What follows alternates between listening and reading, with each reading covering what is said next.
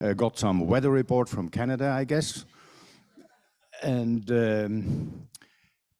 I have to thank again the Paderewski Music Association, the city of Bydgoszcz. One of the reasons that we are here to hold the 66th General Assembly of the World Federation of International Music Competition is the 100th anniversary of Paderewski Music Association. And I feel it always a privilege to link our business yearly meeting to such an eminent personality as in this case Paderewski was. We were even surprised to have so many distinguished guests from the city, from the association, to open together with us this assembly. So let's not waste time, and I give the word to Florian, who will introduce our guests to open our meeting. Thank you very much, and I will talk to you a bit later. Thank you, Peter Paul. We have a number of official greetings and are happy to welcome first Mr. Zbigniew Ostrowski, the Vice Marshal of the Kujawian-Pomeranian Voivodeship. For those of you who will join our excursion on Sunday, you will meet the governor, or the marshal, as it's called in Polish, of the Voivodeship or province. And this governor will invite us for lunch in the traditional city of Torun. So please, Mr. Ostrowski.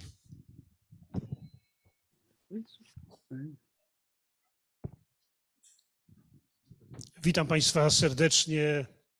Po Państwa pogodnych twarzach wnoszę, że poranek w Bydgoszczy był piękny. Jest piękny. I'd like to welcome you all kind-heartedly here, and based on your very sunny faces, I can just imagine how beautiful the morning is here in Bydgoszcz. Bardzo się cieszę, że możemy Was gościć na Kujawach i Pomorzu, regionie, który jest regionem przepełnionym muzyką.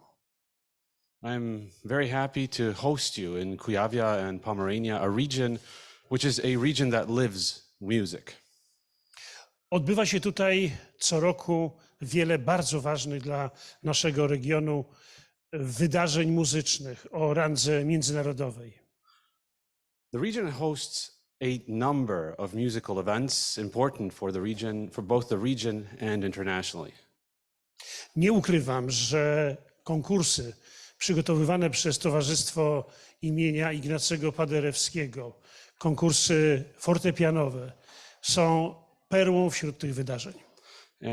And I'm not going to hide that the competitions organized by the Paderewski Music Association, the Paderewski International Piano Competitions, are the crown jewels of these competitions. Dlatego chciałbym serdecznie podziękować towarzystwu, pani prezes profesor Katarzynie Popowej-Zydroń, za to, że i także bardzo asystującego jej i niezwykle pracowitego Henrykowi Martence chciałbym podziękować za to, że sprowadziliście Państwo dzisiaj do Bydgoszczy tak wiele wybitnych osobistości związanych z ruchem muzycznym. And therefore I would like to thank the president of the association, Professor Katarzyna Popowa-Zydroń, and Mr. Henryk Martenka and the association itself for gathering so many outstanding personalities of the musical world here in Bydgoszcz. Jest to 66. spotkanie Międzynarodowej Federacji Międzynarodowych Festiwali Muzycznych. Pierwsze w Bydgoszczy i to w roku niezwykle ważnym dla Bydgoszczy, mianowicie w roku stulecia działalności Towarzystwa Muzycznego imienia Ignacego Paderewskiego. So it is the 66th annual meeting of the World Federation of International Music Competitions. The first one in Bydgoszcz, and exceptionally important because taking place on a very important date, on the centenary of the founding of the Music Association here in Bydgoszcz. Żyjemy w bardzo niespokojnych czasach. Powiedzieć, że muzyka łagodzi obyczaje, byłoby o wiele za mało. Muzyka jest potrzebna po to, byśmy zapominali o tym, co na świecie przecież przez chwilę tylko jest naprawdę bardzo trudne i bardzo tragiczne. These are uneasy times, and to say that music soothes the nerves is is an understatement. And to meet here, to listen to music, to treat music as a breakaway from all the evil happening around us is an extremely important thing. Kiedy pod koniec lat 50. ubiegłego wieku powstawała federacja, to było coś bardzo ważnego. Otóż dla nas Polaków to było swego rodzaju kruszenie żelaznej kurtyny w kulturze. When in the end of the 1950s, the federation was was beginning to be founded, Poland was also experiencing a change, a crumbling away of the Iron Curtain. Dlatego bardzo dziękuję, że przyjechaliście dzisiaj do Bydgoszczy, by rozmawiać o ważnych problemach swojego środowiska. Będę miał w tej chwili okazję i wielką przyjemność zaprosić Państwa na wydarzenie muzyczne, które odbędzie się wieczorem. Jest to koncert pod patronatem marszałka województwa kujawsko-pomorskiego, wydany na Waszą cześć w Filharmonii Pomorskiej. And therefore, I am extremely honored to invite you to the event which is taking place this evening, which is under the patronage of the Marshal or the Governor of the Kuyawian-Pomeranian province, and that is the concert at the Pomeranian Philharmonic taking place tonight. Mój smutek z tego powodu, że nie będę mógł niestety z powodów obiektywnych wziąć udziału w tym koncercie, w jakiś sposób, powiedziałbym, łagodzi fakt, że będę mógł się z Wami spotkać w najbliższą niedzielę w Toruniu. And my sadness at the fact that I cannot participate in this event with you tonight is brightened up a little bit by the fact that I will meet you on Sunday in Toruń at a different occasion. Szanowna Pani Prezes, chciałem Pani serdecznie podziękować za to wszystko, co robi Pani dla popularyzacji wybitnej muzyki nie tylko w naszym regionie, ale w Polsce i na świecie. Chciałem Pani podziękować za organizację również tego spotkania. Proszę przyjąć ten niewielki bukiecik.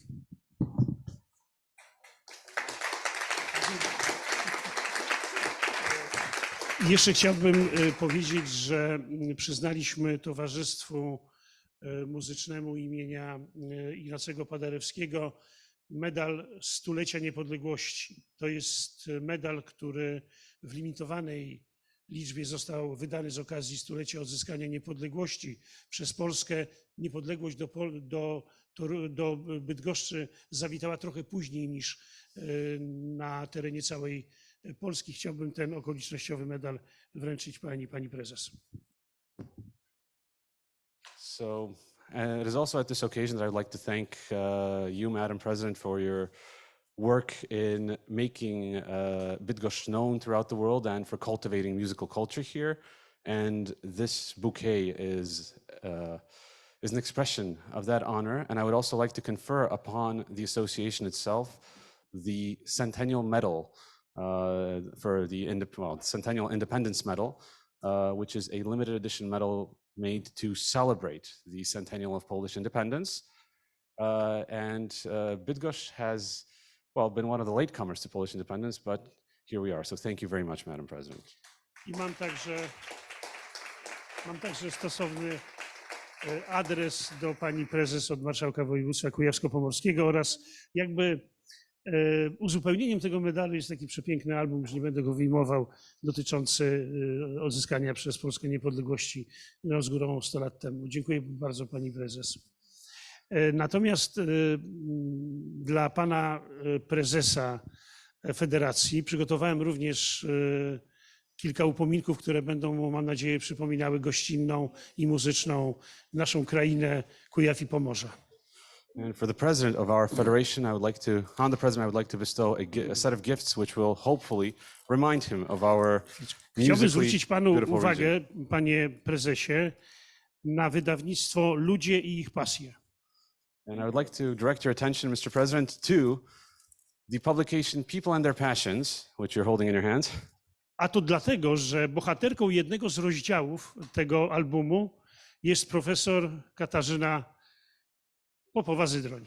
And that is because Chyba nie the wiedziała nawet. protagonist of one of the chapters of this publication is Madam President Popowa-Zydroń. To pokazuje, jak ważną dla nas osobą jest pani profesor, ale i także muzyka, którą tak znakomicie popularyzuje, tworzy.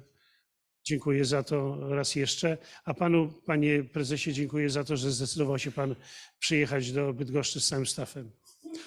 And this just shows how important of a persona Professor Popowa-Zydroń is in both the musical world here and in Bydgoszcz in general. And that's just a compliment to all the honors that she has, that we have, that she bestows upon us. And to you, I would like to express my gratitude for organizing this event here in Bydgoszcz and gathering all the fine representatives here in our beautiful city. I tu jeszcze kilka drobiazgów przypominających nasz region.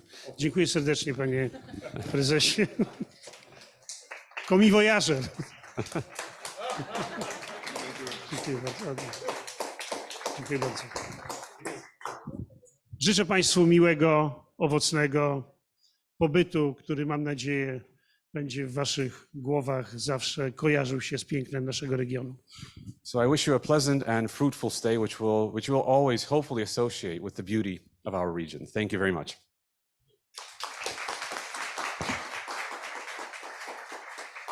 Thank you very much, Vice Governor.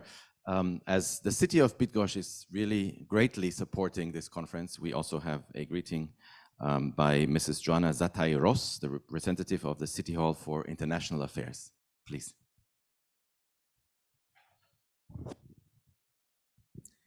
Ladies and gentlemen, good morning. It's my great pleasure and honor to welcome you to Bydgoszcz on behalf of the Mayor of Bydgoszcz, Mr. Rafał Bruschi, who you're going to meet tonight. It's a great privilege for the city to host such an important event, such honorable guests. Thank you for coming to our city. But well, I do strongly believe that it's not without reason that this event is happening in Bydgoszcz, since we have perfect music environment in the city. We've got a whole range of culture institutions, music institutions. We have all levels of music schools with the renowned music academy.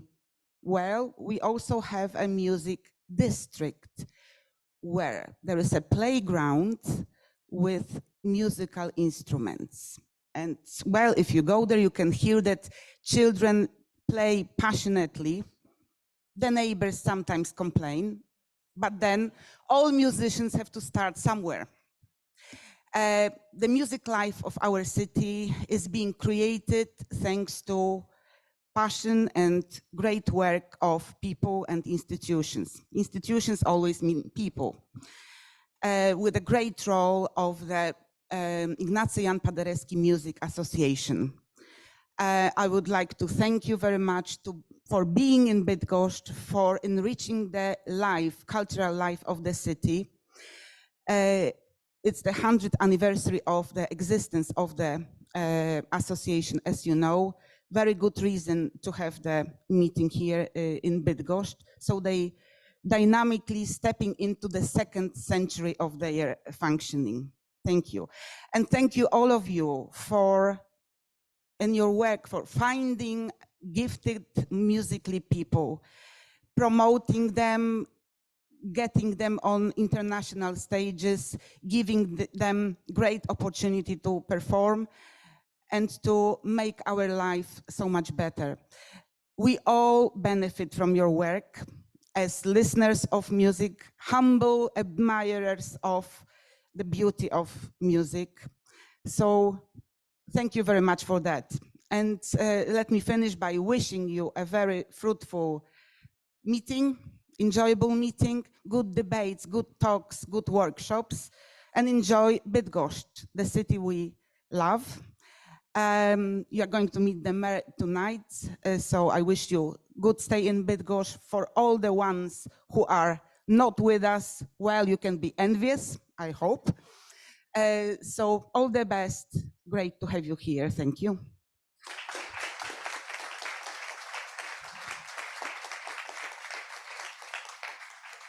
Thank you very much. We have one honorary citizen of the city of Bydgoszcz with us today, and I think many of you will know him. He is also an honorary professor at the Chopin University of Music in Warsaw, and he's the artistic director and chairman of the jury of the Paderewski competition. Please welcome with me Mr. Piotr Paleźny.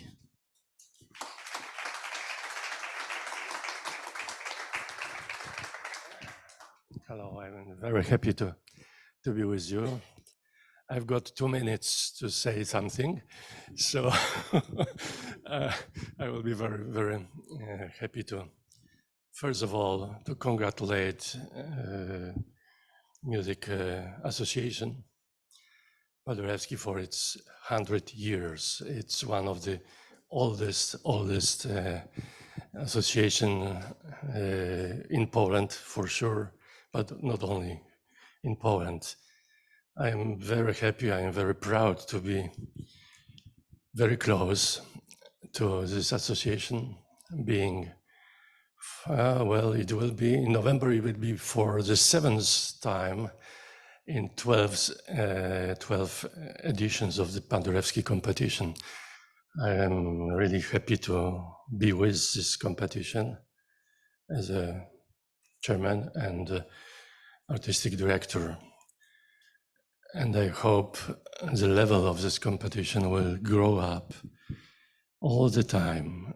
It was, I must, to be honest, it was my dream when I started cooperation with the competition in 2004.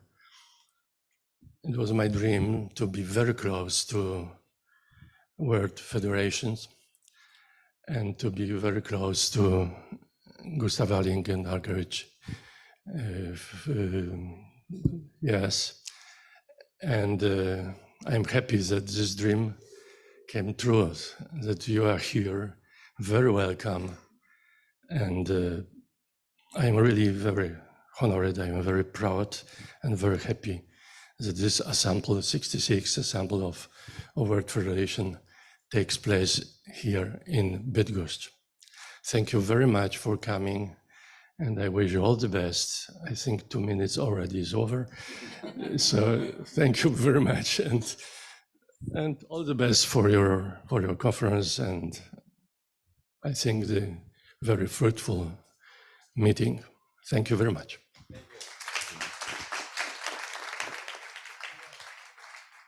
And now for the most important host of this conference, please let's give a warm welcome to Henryk Martynka, who has planned this conference for a very long time, I think. We're so happy to be here with you.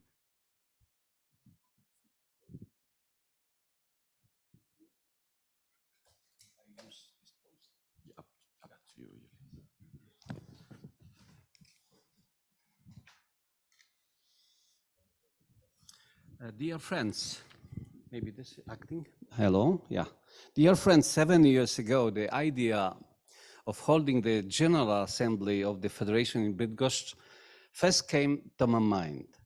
Even then I saw our official annual meeting as an excellent complement to the celebration of the centenary of the Musical Association in Bydgoszcz. Today is the day. I would like to cordially welcome you to the city where in 1922 an allied group of men and women decided to found the Musical Association of the Music Lovers. I welcome you, my friends, to a city that for 100 years has been associated with music. Piano music is particular because today Bydgoszcz is the strongest center of piano pedagogy in Poland, and its pianists, champions, set new standards for piano music performances of our times. You do not have to be a music lover to know and recognize the name of Katarzyna Popowa-Zydroń, Piotr Palećny, Rafał Blechacz, Ewa Pobłocka, names associated with the city that embraces of the International Paderewski Piano Competition as one of its flagship projects. A major figure in Polish history and in the world of piano music, Ignacy Jan Paderewski, is now strongly associated with our city, even if he spent only a brief quarter hour of two passing through here. In 1918, while traveling by train from Gdańsk to Poznań, he spent this time on the platform of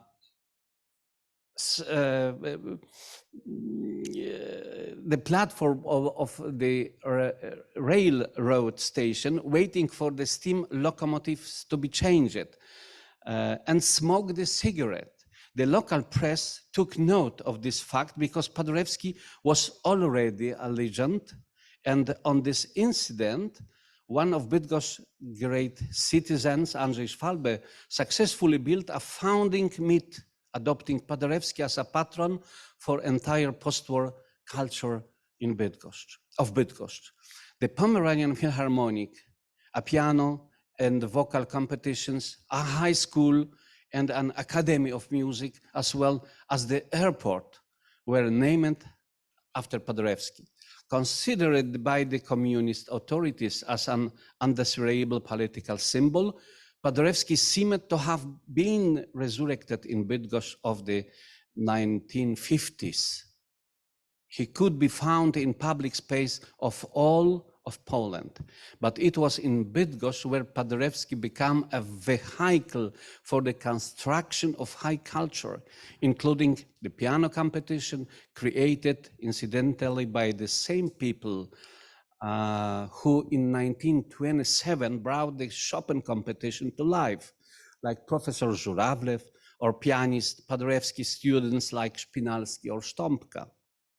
It was a fusion of values which today generously bear fruit in a city of almost 400,000 people, the 8th largest urban center in Poland. The first winner of the competition was the talented pianist and even more talented conductor Jerzy Maksymiuk, who not long ago was conferred as honorary doctorate from the Bydgoszcz Music Academy.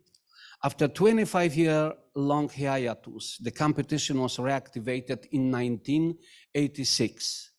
More than 10 years later, we were already a member of Alink Argerich Foundation, and the year 2001 was declared the year of Paderewski in Poland by the Polish Parliament on our initiative.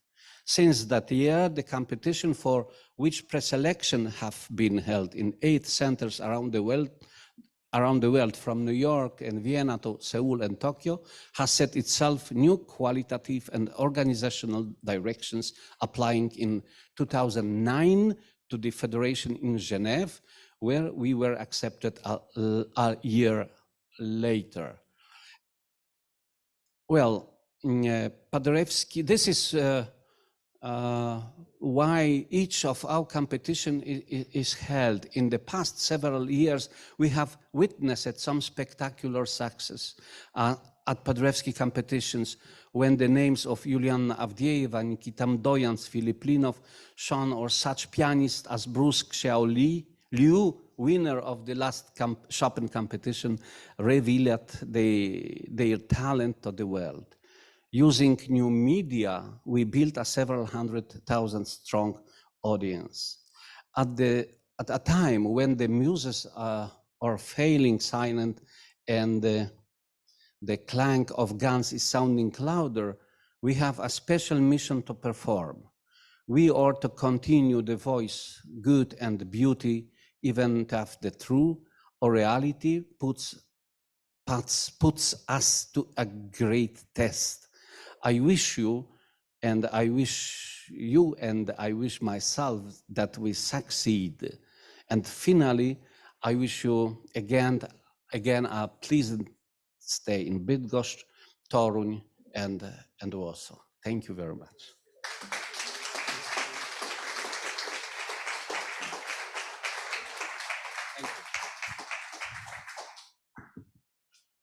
Thank you very much, Hendrik. Music and politics has been the subject of many of our discussions during the last month.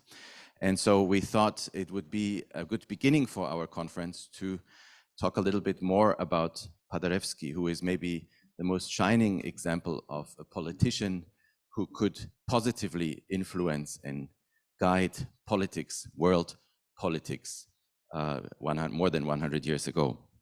So it's now time for our keynote speech, and I'm very happy to welcome today Mr. Alexander Laskowski, a music writer, lyricist, broadcaster, and translator who has worked with many competitions in Poland, in Russia.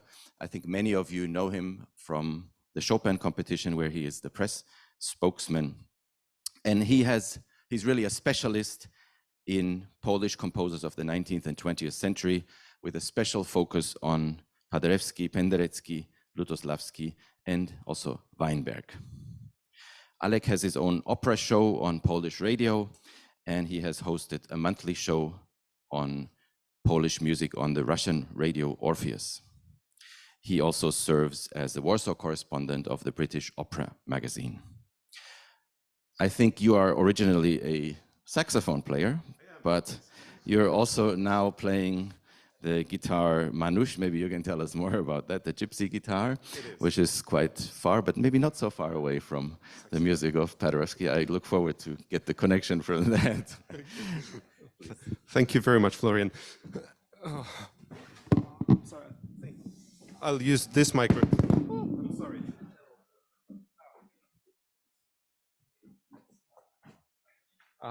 Can you see my presentation?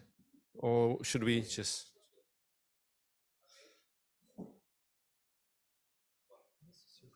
Tak, ale czy ją widać na ekranie tam? Już.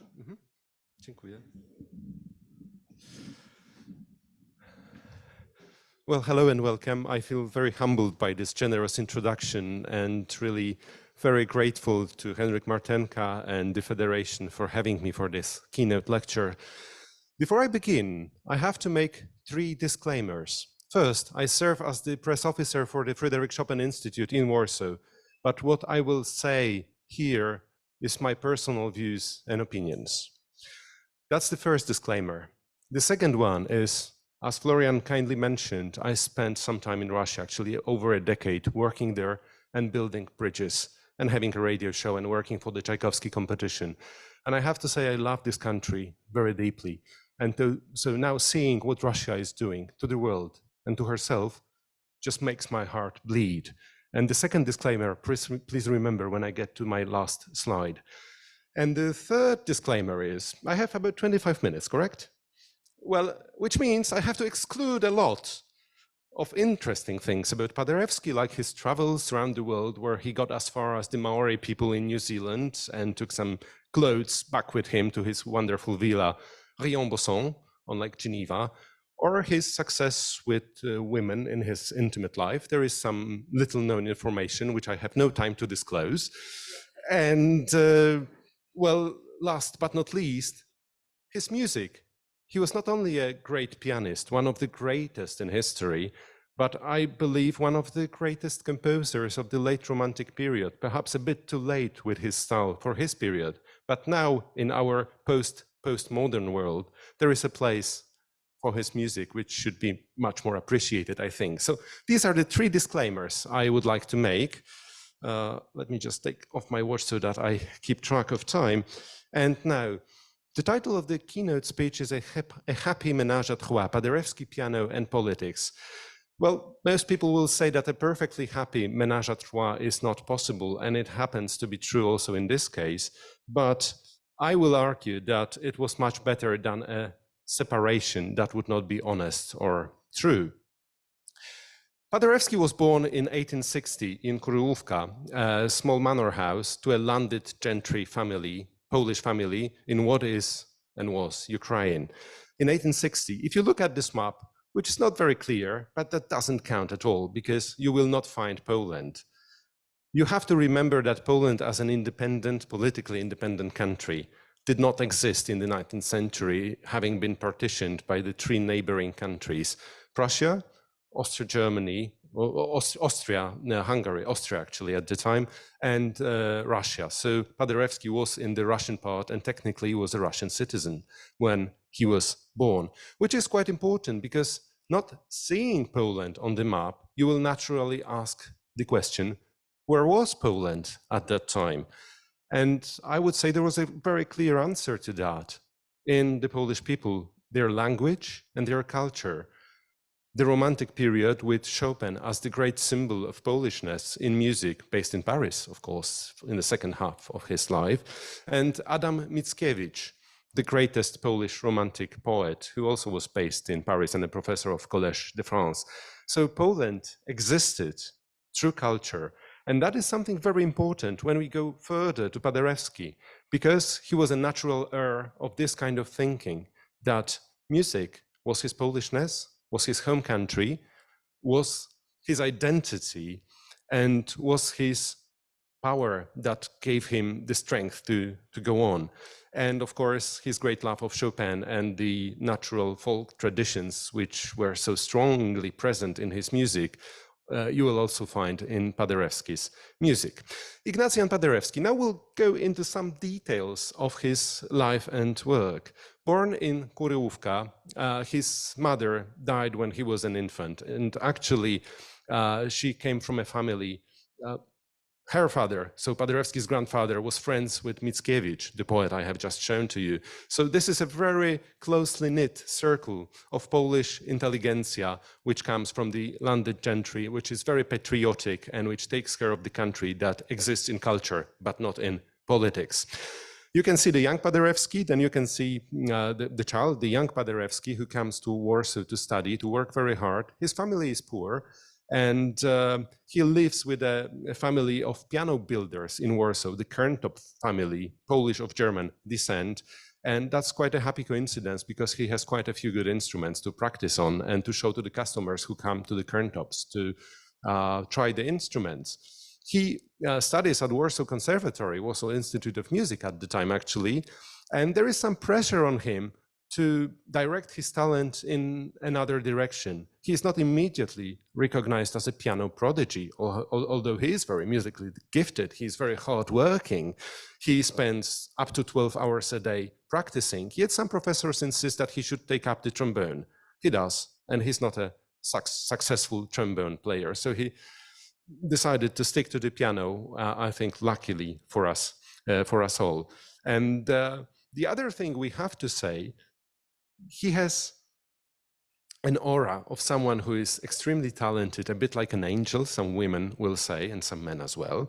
And he's very handsome and knows how to dress very fancily, which is also part of his huge success in later life. I like these two pictures very much, because one is this super romantic, cinematic in its quality. So you could say that Paderewski was a movie star avant la lettre. He had that quality of someone who would make movies the main attraction for the whole population around the globe. But you can also see from the pictures, and I have many of them, that he was very aware of the power of the image, the visual images that helped develop his musical career, and he knew he had to look good.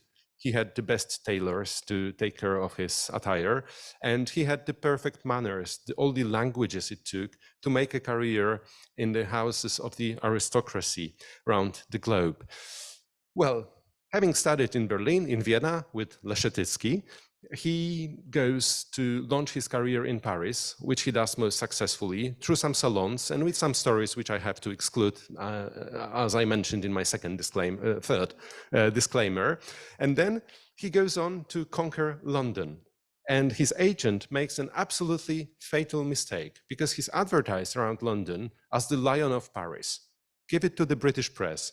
They loved it. That was the butt of the mockery against Paderewski, and there was a strong local society, group of pianists who were not happy to welcome a newcomer from nowhere who would conquer the salons. So his first London attempt is a failure, but then he comes back with a vengeance and makes many friends, among them the painter Lawrence Alma Tadema and Burne-Jones. So he's close to the Pre-Raphaelites, who see in him the perfect embodiment of their ideals. If you look at this picture from the Etude magazine, by the way, Paderewski, to the best of my knowledge, was featured 9 times on the cover of this magazine throughout his career.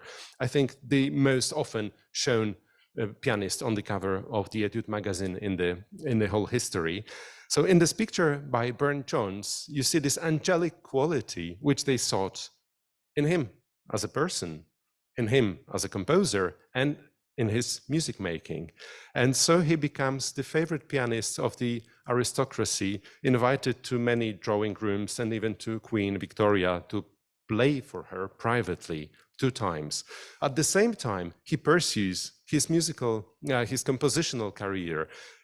He writes mostly for the piano, but also has an ambitious plan to write an opera. And if you put that in the context of Polish history of music, that is quite important, because Mickiewicz was pressing Chopin to compose an opera over and over again. Chopin never did it. So Poland was still lacking at Chopin's time a national opera. Of course, we had Moniuszko, our great father of music, but he was not immediately recognized around the world. Actually, we are still working for Moniuszko to be recognized as he should be.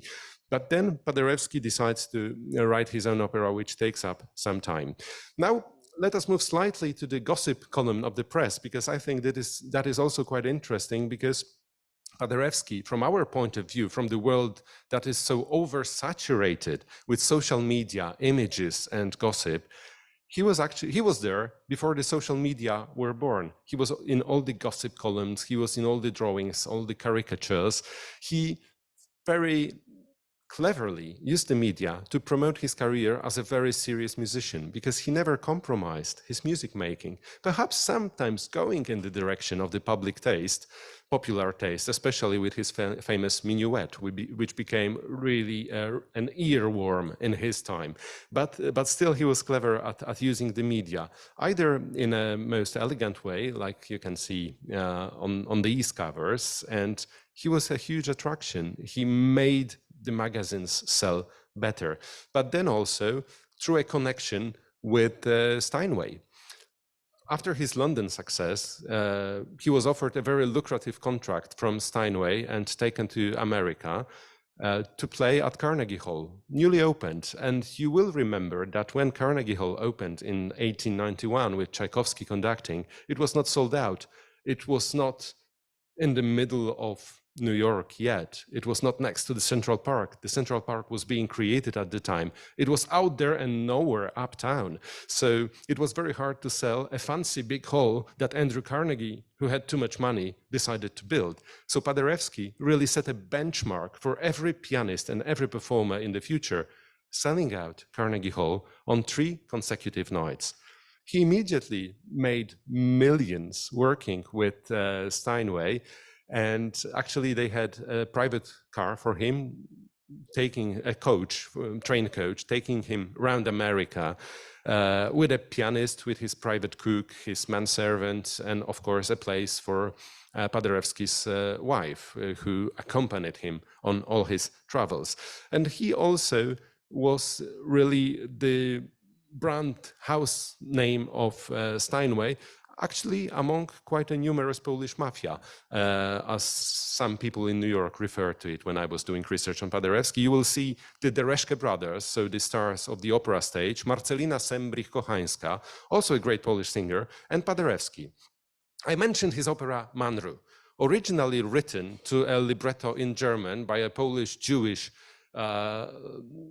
author, who ended very badly, but that is a story for another lecture, and premiered in 1901 in Dresden, then translated into Polish and premiered in Lviv today in Ukraine, and then the only Polish opera to be performed at the Metropolitan in New York in 1902.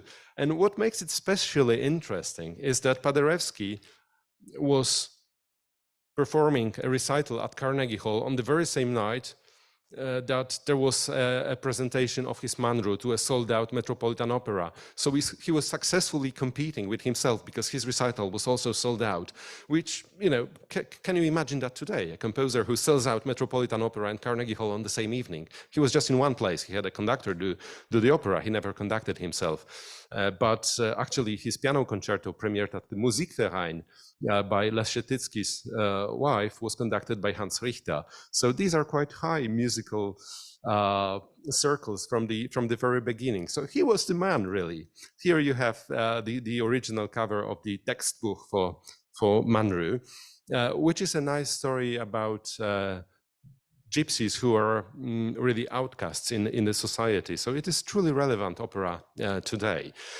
Then let us move to some caricatures, because Paderewski attracted much media attention, and some of them are really interesting, also from a pianistic point of view, because here you have the famous Paderewski mannerisms. You can see how he bows and how he exits and how he actually works with his piano.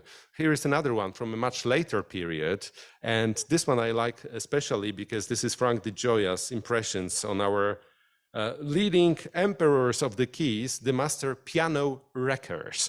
So you have the Pachman for Allegro, Paderewski for Fortissimo, and you will remember he sold out the Madison Square Garden. 16,000 people listened to his recital on a specially prepared, without amplification, specially prepared Steinway. Actually, he hurt his hand using these very strong Steinways that had huge volume to be used in such venues without amplifications.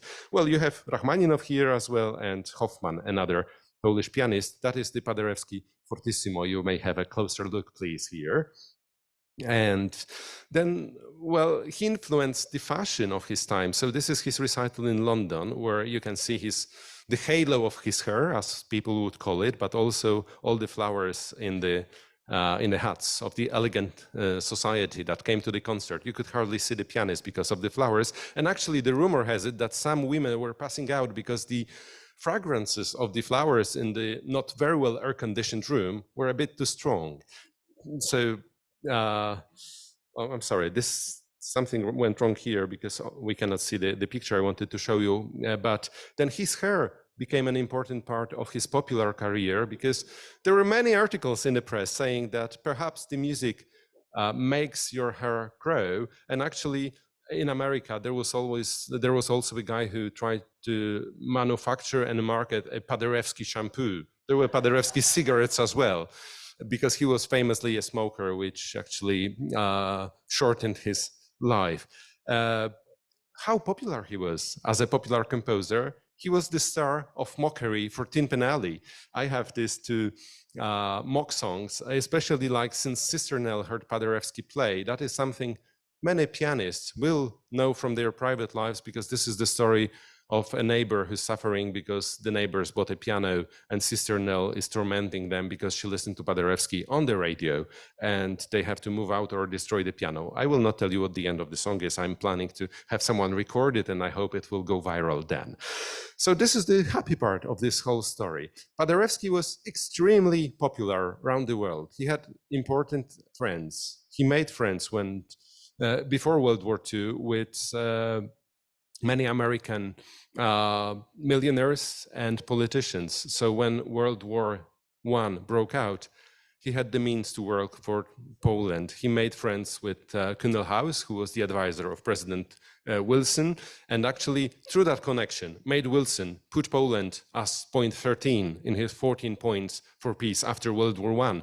So this is, we believe, a direct connection between music and Poland's independence, because America was the strongest participant of the peace conference, and Wilson's insistence on having a Poland reborn was actually Paderewski's doing. So you have here this whole political story explained very briefly by Le Petit Journal, with Paderewski playing and Paderewski the orator in the European concert.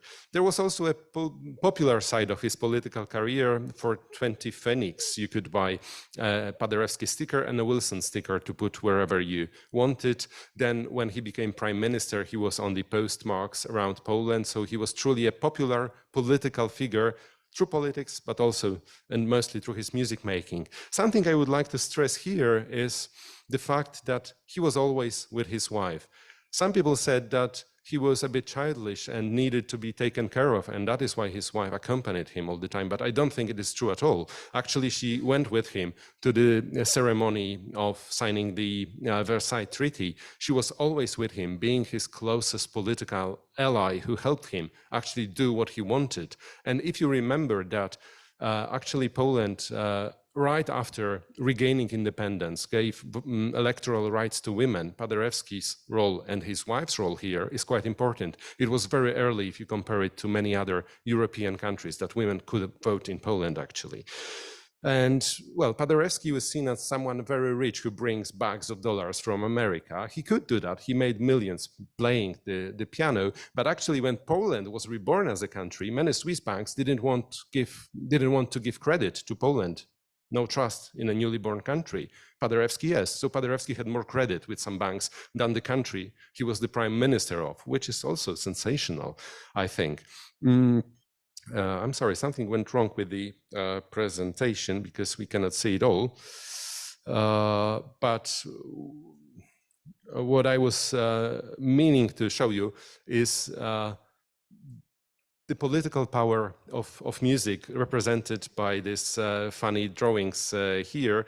Especially pay attention to the one with the guns, because that is, I think, a very clear reference to Robert Schumann, who famously said that Chopins Werke sind unter Blumen eingesenkte Kanonen. So these are flowers hidden among guns.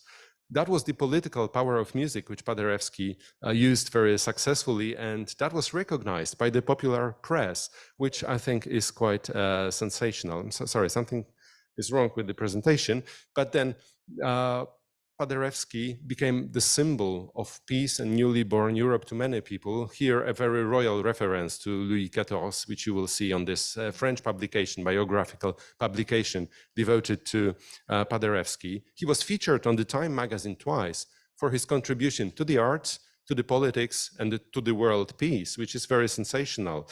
For his birthday, he got a telegram with congratulations from Franklin Roosevelt. So he had all these connections all the time, although he was back to music. Music and politics were always very close together. That is an important picture in the context of Bydgoszcz, because this is Paderewski revisiting Poznań, where an insurrection against the Prussians started, which was part of Poland's way to independence. He visited Bydgoszcz during the same trip, so I thought it was important to show it to you. We are in the 1930s. Paderewski is away from Polish politics because, being a sensitive artist, he didn't survive the political struggles within the country. He found retreat in Switzerland, in his villa in Rion-Bosson, but was really doing what he could. And that was noticed by the press. This is 1930s. You know what is happening in Europe, in Germany. So you have this Deutsch-Polnische Harmonie shown in a most sad way. Famously, Paderewski took part in a film, The Moonlight Sonata. The film you can find on YouTube. It's a very bad romantic story.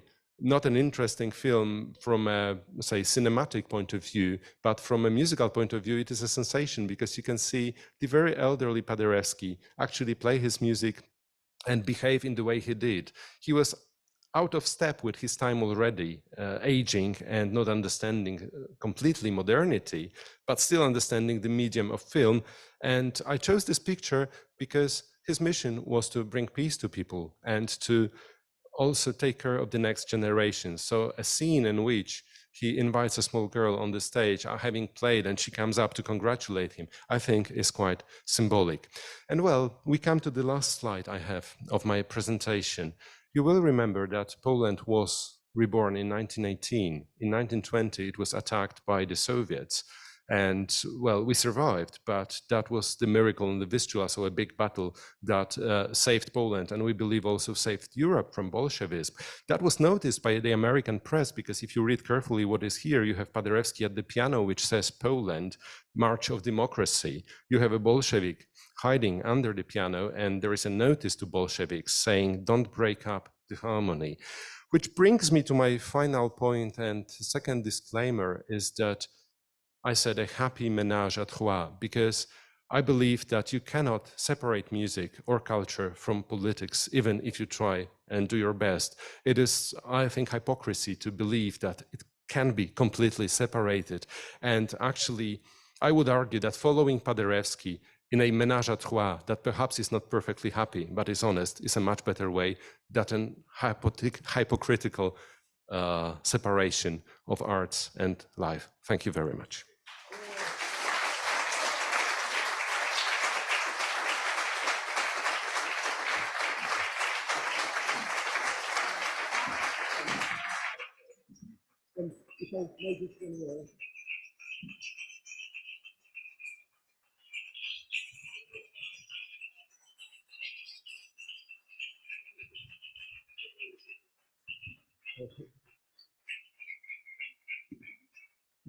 I'm sorry, I feel very humbled because I'm a radio man. I never get feedback normally.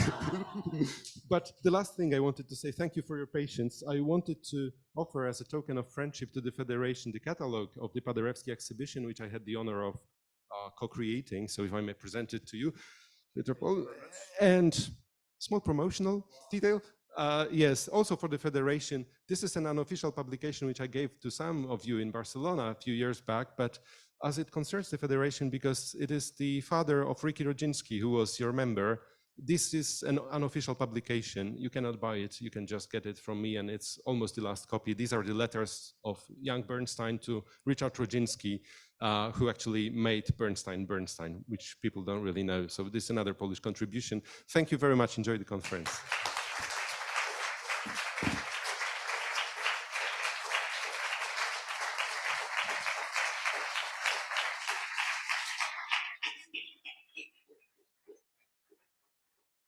Thank you so much for coming here, and thank you for these wonderful insights in Paderewski.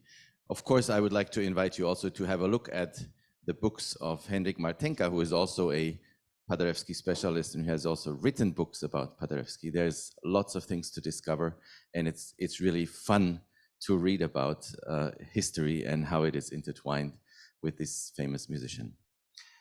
Well, it's time for some more, not quite yet, for some more official Federation business, and I would like to invite our president, Peter Paul Keinrad, to the stage for the presidential report.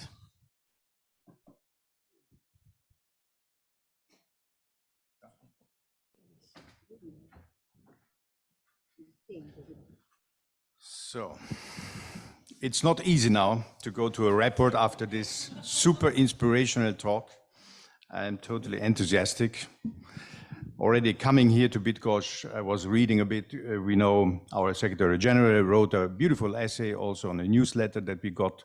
So it's an extraordinary man, but with Mr. Lakowski's presentation, I am totally deeply impressed. And it's really difficult now to report you about this last year in the Federation. What I can say, I can start from the title from Mr. Laskowski. We have also a ménage, happy ménage à trois, because the presidency of the World Federation is also made out of 3 people. It's not only me, it's Elisabeth Kotzik, and it's Sisi Ye. She's present in Guangzhou, following us. And so I decided also to open a short window for our vice presidents during the report. It's,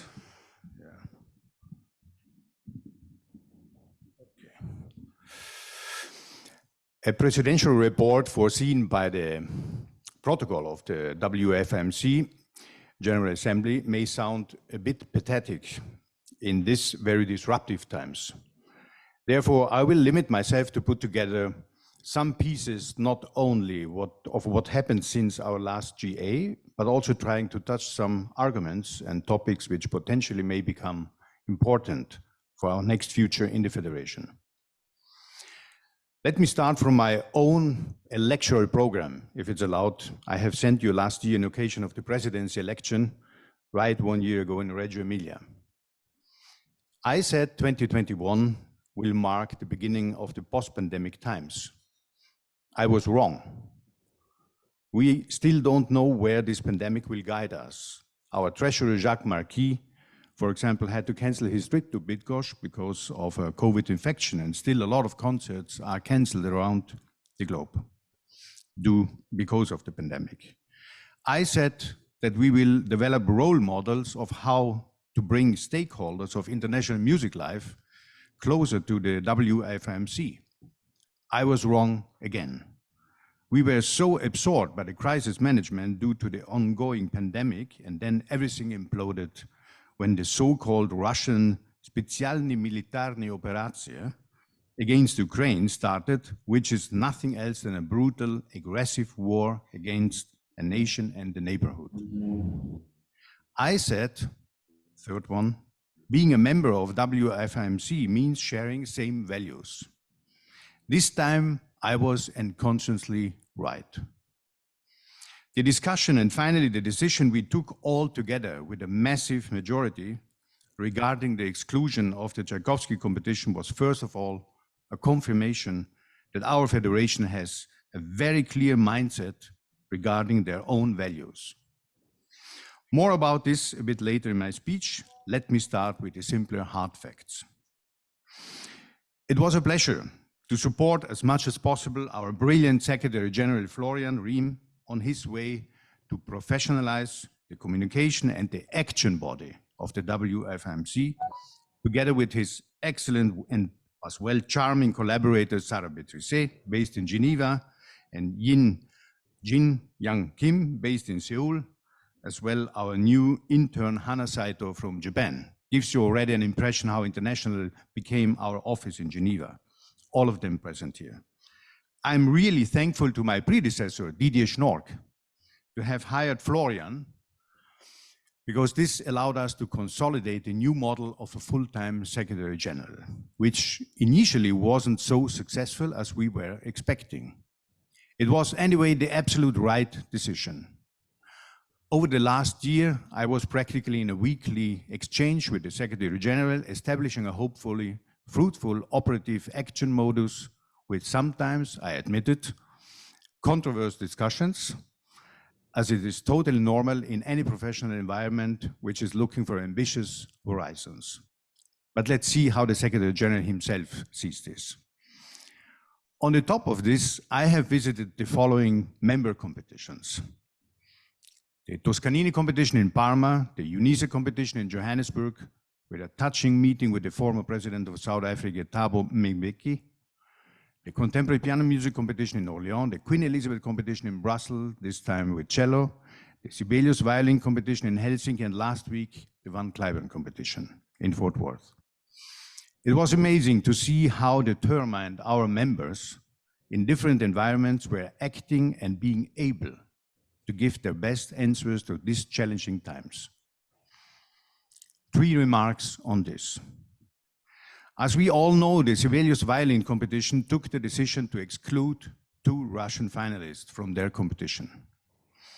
Personally, and as a president of the WFIMC, I am totally against such a decision.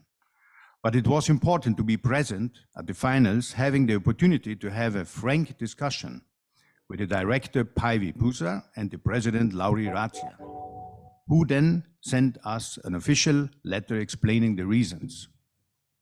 A common border of 1,300 kilometers with the Russian aggressor, and the priority to guarantee to all competitors a safe environment without political instrumentalization. An interesting detail, in the same occasion, I had the opportunity to talk to another member, to the leadership of the Mailun piano competition in Helsinki, to be held next October. The Secretary General Terhi Lukonen and the President Erkki Liikanen, who guided Finland into the European Union when the Iron Curtain fell down, and who sees now in this deep crisis the next game changer regarding geopolitics. Please note, they published their candidates last week and no Russians were excluded for a moment. Let's see how the picture is evolving. The Queen Elizabeth competition in Brussels instead impressed a lot of people how powerful may be the so-called denationalizing approach to how represent the origins of candidates and jury members. Not the nation is anymore the crucial parameter, but the individual biographies based on experiences and different countries and environments. This will be for sure a role model to be discussed in a workshop we have later today under the title Denationalizing the International Music Life. At the opposite of the Sibelius competition, the Van Cliburn competition didn't exclude anybody. Yes, Texas is 14 flight hours far away from the Russian border, but has anyway strong opinion leaders out of the Ukrainian expert community, pushing maybe also eventually for excluding Russian candidates. In the finals, we saw practically a perfect mirror of the actual geopolitical aggressors field: a Russian, a Belarusian, and an Ukrainian. The finals were the most peaceful you can imagine, and the artistically most powerful as well. An 18-year-old South Korean pianist won the gold medal. Beside the competitions, I have visited the AIAM, it's an association in Italy. I would like to mention the dialogue we have started with them, which collects approximately 200 concert promoters in Italy and is interested to become an associate member in a newly designed membership framework, which will be explained more in detail later by our Secretary General. Increasing the network, that's one of the most important missions for a federation like ours. At this point, I would like to give the floor to our two vice presidents, CCA, following us from Guangzhou, and Elisabeth Kotzig next to me, or here, she's not sitting next to me, she's amongst you, on two very important topics, isolation and exclusion. So what does it mean being a member of an international federation without being able anymore to act on an international level, as it is the case for most of our Chinese members due to the pandemic? Sisi, the floor is yours. Hello, everyone. Okay, can you hear me? Yes, good. Thank you. Thank you, Peter. Hello, everyone. I'm Cici here in Guangzhou, China, where I live, to report to you that the general challenges we have had over the past 3 years in Asia and China. I'm so sorry for not being able to join you due to the incredibly tough travel restrictions of my country. I think the absence of many members outside Europe, including myself, tell everyone that the world is not yet back to normal. We may still have quite a long way to go. The atmosphere and social dynamic about the COVID protection rule here in Central Europe is very different from places in Asia. I think the key is that the different mindset and philosophy of keeping the stability of the society in different cultures. It is very hard for the leaders in Asia to make any decision that may put the elderly in risk, particularly with the society that has huge population of elderly and the influence of a very strong tradition of keeping an integral family. So in China and many places in Asia, the international events has postponed and canceled. The member of our federation, such as Zhuhai Mozart Young Musician Competition, Shanghai Isaac Stern International Violin Competition, run their events completely online, and the Shenzhen International Piano Concerto Competition and my Shanfield International String Competition has postponed since 2020. However, we, the Shanfield competition, try all we can do to protect the candidates we have selected since 2020. We have close communication with over 75 musicians over the past 2.5 years. We insist to not publicly announce the list of candidates so that it will not affect their chances of applying and participating in other top competitions while waiting the updates from us. We promise to refund the application fee to them if they need to withdraw from our competition due to schedule concerns. We also try very best to figure out other possibilities that can help maintaining the exposure of the admitted talents, such as a recent collaboration with Chrysler Violin Competition from Vienna. This collaboration aims to establish a cross-continental platform for young talents and to promote the string performing arts over the globe. After the very different time and moments of the past 3 years, our hope is still the same, which is to connect with the leading and excellent colleagues like you whenever we can. Here, on behalf of Shanfield and the members from Asia, I would like to thank all of you and our president, Florian and secretary teams, and the board of Federation for their support. Thank you, and I wish we will get more inspiration and get to know each other better after our wonderful time in Bydgoszcz these 2 days. Thank you, Handwerk and the Pandrevsky team, for all your brilliant works for the Federation. Thank you.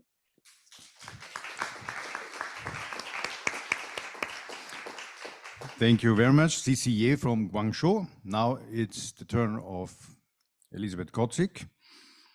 You understood, so in the meanwhile, Elizabeth is coming here to join me on the stage. You understood, Sissi also, she was mentioning also this collaboration with the Fritz Kreisler competition in Vienna. So there are projects and there are tools how to remain active and operative on an international level. And if somebody is interested, maybe you should approach really directly Sissi or Mr. Ping here, a representative of the Schoenfeld string competition. So please, Elizabeth.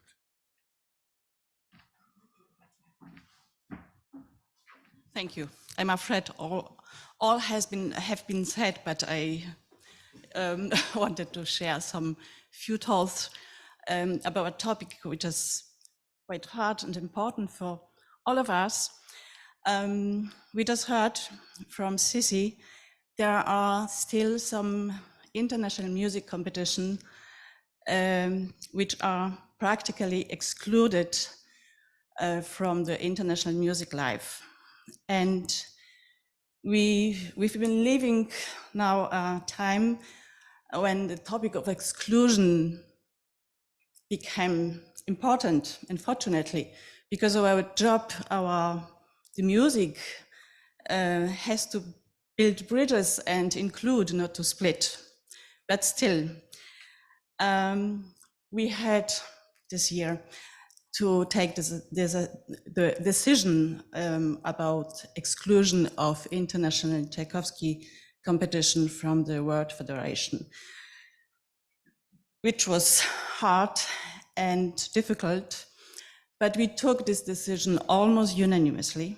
And it was great to see we feel similarly. And now we have to decide. I think every competition had this thought.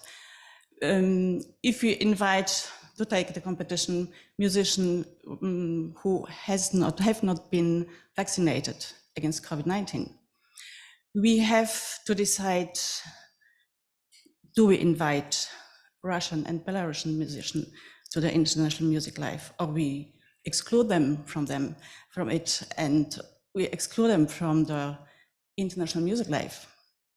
All of those decisions are really, really tough and difficult. And I'm really grateful we have this platform, Federation, we can meet, we can talk, we can exchange our opinions and build our opinions. And I think every competition has right to his own opinions and decisions. The important thing is that we all are aware that our decisions have consequences, and what is the statement behind our decisions. Anyway, I really hope in the next months, if I'm pessimistic, maybe in the next years, we will get back to our life, our business as usual, and we don't have even think about any kind of exclusion. So be optimistic. Thank you.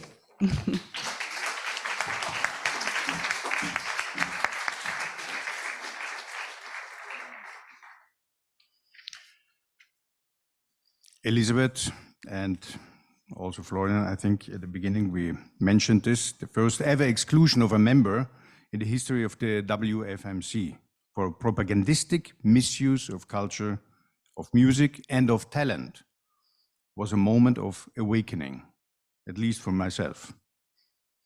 Let me shortly update you about what followed the decision of the exclusion. Right after the decision went public, the executive director of the Tchaikovsky competition that we all met in the Extraordinary General Assembly online, Mr. Malishev, made the following declaration. However, Russian cultural institutions and musicians are required to publicly renounce Russia, and international competitions which are members of the Federation exclude Russian musicians from the lists of participants on ethnic grounds. This went public on their homepage, and he was talking about this a lot in Russian television. As we know, this is totally not true. We, as the WFIMC, are and were asking right the opposite, condemning any institution which misuses culture for propaganda purposes, and, very important, protecting all talents and gifted artists of any citizenship. Mr. Malishev wasn't limiting himself only to this statement. He also attacked on a very much seen Russian television program our member, the Tbilisi piano competition, to be the initiator of their exclusion. Again, totally not true. Our friends at the Tbilisi piano competition weren't involved on our several board discussions and are still welcoming Russian candidates to their competition next October, even though the Georgian territory is occupied by 20% by Russian military. It's a not easy decision, and as I mentioned before, linked to the Sibelius violin competition, it's also about safety of the candidates, because they already had a case in 2018 where people from the audience were burning a Russian flag present there because there were Russian candidates. But Manana, our friend, is very determined, even though she knows how difficult is it. The exposure we had on the international medias were important, and first of all, Asian medias showed to be very interested to get a deeper understanding of the reasons to that decision. To complete these notes about exclusion, a short anecdote.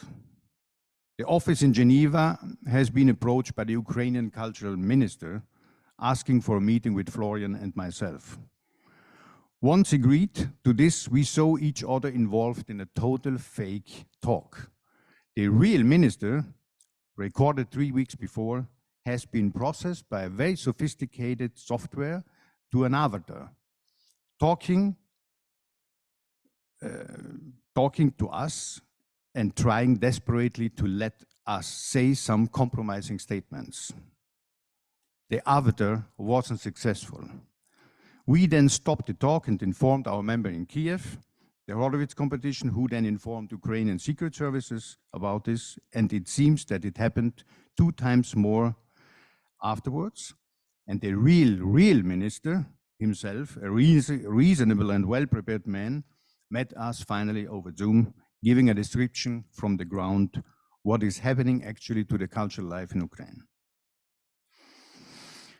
It's very much too early to come to some conclusions, but some questions are already behind the corner. The picture will certainly become more complex when artists and candidates from our own hemisphere will participate anyway at the next Tchaikovsky competition in 2023. The questions that I have: do we invite the gold medal winner to our concert series? Do we would like to collaborate with jury members who are openly supporting the political position of the Tchaikovsky competition? And further, how can we guarantee that still young Russian musicians have an opportunity to participate at our competitions? I don't have any answers to those questions, but I'm totally aware that we need to have some very soon. The third workshop, because I was already mentioning the 2 that before in my speech, planned for this afternoon with the title Help Ukraine, will directly or indirectly touch some of these topics. But even more concretely, we are considering helping our member, the Horowitz competition, to hold their competition in a neutral environment. For example, in Geneva next year. For the moment, this is only a hypothetical option. But it's important to be ready at the right moment, because this war shouldn't stop and hinder our own commitment to give a perspective, a future to the young talents interested in Horowitz. Said this, I will leave behind for a moment all these dark matters, and as closing words of this report, giving you an idea what I, together with the board, would like, and together with the Secretariat, to achieve in the next year to come.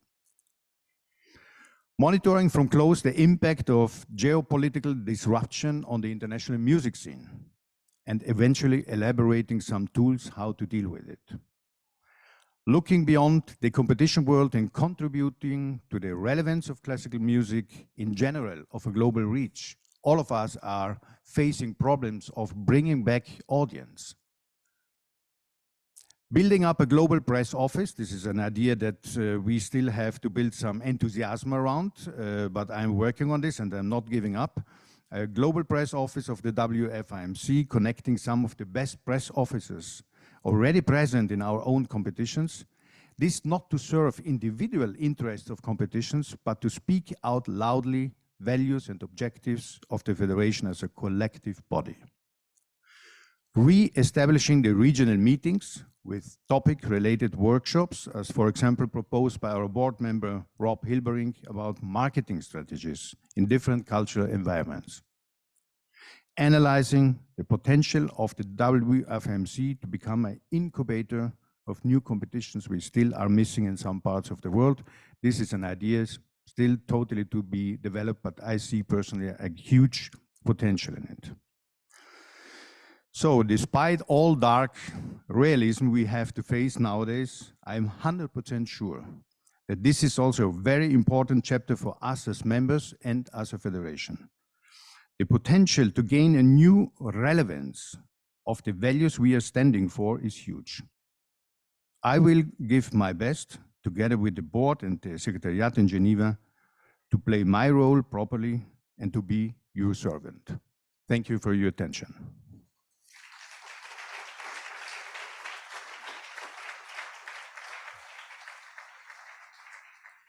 Thank you very much, Peter Paul.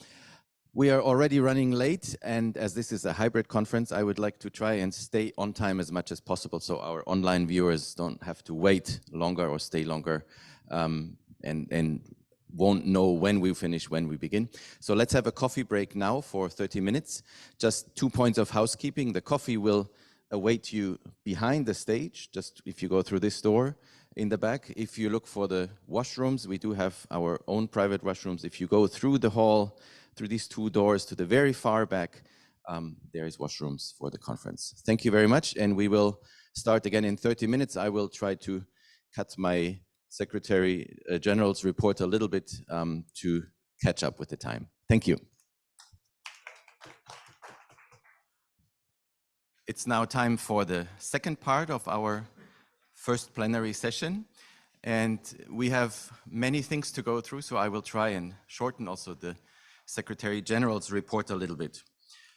Peter Paul already mentioned to you his view of the past year as the new presidency, new secretariat, and I want to say that also from our side, it has been really a great change in the Federation. It has really been a change for everyone. The world has changed a lot, and the old Federation, with the in-person meetings, with letters, with faxes, with votes by proxy and all that, is already a thing of the past. And I'm really happy that together with all of you, we were able to adapt so quickly to these new ways, and that we were able to find different ways of communication, because in this pandemic, communication was really key to keep the Federation alive, to keep these connections, to keep these discussions going was really essential. And so in my report, I would just like to briefly go through with you, go through the measures of communication, the publications, and the meetings that we had through this time. I have to say one more thing about the change of presidency, and that also is kind of symbolic for this change. As you know, Didier was the former president. He lived in Geneva. It was very comfortable for me to call him up, have a lunch meeting, and talk about some recent issues. That also is not possible anymore. Peter Paul lives in Italy, in Austria, and is constantly traveling throughout the world, and so am I. So we need to communicate differently. Our secretariat is also, as you heard, located in Japan, in Korea, and elsewhere. And electronic communications are just the only way to keep things going, to keep things alive. And I have to say, that in this way, with this president, it has been amazing because you can contact him at any time of the day or night, and you will receive an answer within a couple of minutes. So that is really an amazing thing. So thank you, Peter Paul, for being such a great president and boss and guiding me through these times, because it's very important to have immediate feedback if you want to act quickly. And that has been working really, really well. Thank you. So our communications, one of the things that you remember maybe are our lounges. We are planning new ones in this year. We had quite a lot during the past year, including one in Japanese. We're planning more lounges in different languages and trying to focus on local, on specific countries and areas in the world to really get the members involved, especially in faraway places and shut off places like in Asia. The board has been a very supportive board, I have to say, and we also had to really rely on online media all the time. Most of our meetings were online, and our first attempt to hold a live meeting in January this year in Warsaw was a great plan, and everybody loved the idea of going to Warsaw, visit the Chopin Institute. In the end, it was 2 board members and the secretariat being there live, and the rest was online due to all kinds of travel restrictions, COVID cases, and so forth. So here you can see the live picture with Arthur Sklenar, who will join us this afternoon at the West Eastern Divan session. We then had, you also heard about this before, another live meeting in Pretoria, South Africa in February, which was a really exciting enterprise, so to speak. South Africa is one of the countries that is most advanced in terms of COVID. And while many people were really concerned about going to South Africa, it actually turned out to be much more safe than anywhere else. And we had a great time in South Africa. We met the former President Mbeki and had some really inspiring conversations with this South African member. And I feel that we really made a difference by actually going there and supporting them in their struggles with the local circumstances and the problems they're currently facing. As you all know, we then had our extraordinary General Assembly, which also a little bit interfered with the plans for this General Assembly, because within 2 months' time to have 2 General Assemblies requires quite a lot of administration. It requires a lot of efforts from you. And I'm really, really grateful and happy for all of you taking part in this. It was the first ever General Assembly, and we had really amazing numbers of participation. So I think that alone was really worth doing this, to see how we can stand together in such a difficult situation.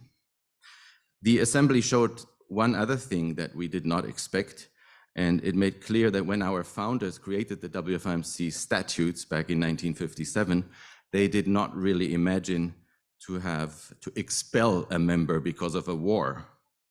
So there are many paragraphs in our statutes and regulations that really need to be looked at, because they make this kind of thing really, really difficult to these procedures really, really difficult legally, because of the really, really high numbers that are required in order to advance such a decision. Another part of our communication has been our monthly newsletter. And in this newsletter, that I hope most of you, all of you know, we present background articles to upcoming competitions, current topics, up-to-date competition schedules, and we really are well on the way of this project becoming a separate news platform. I mean, we're nowhere near the violin channel, but in a way, this is the way we want to go. We want to have our own news platform where we spread the news about competitions. And I would like to really encourage you to use this and let us know whenever there are new dates, personal changes, deadlines, new winners, anything that you believe is interesting for the membership. Please let us know and we'd be happy to publish it. We do have 850 subscribers now, and the rates are going up. We're going to do a membership campaign very soon, and so it will grow in the coming month as well. Our social media have been developing very well as well. On Facebook, we have close to 12,000 followers, but these were accumulated over many, many years. On the other hand, I'm really happy to see that our Instagram, which was at 300 followers and is much harder to get because people actually have to really follow you in order to stay with the communication. It has gone up from 300 to now 1,100 almost. A few months ago, we started a new project with Idagio. Idagio is a little bit a controversial subject. I know some of you don't really want to touch on it.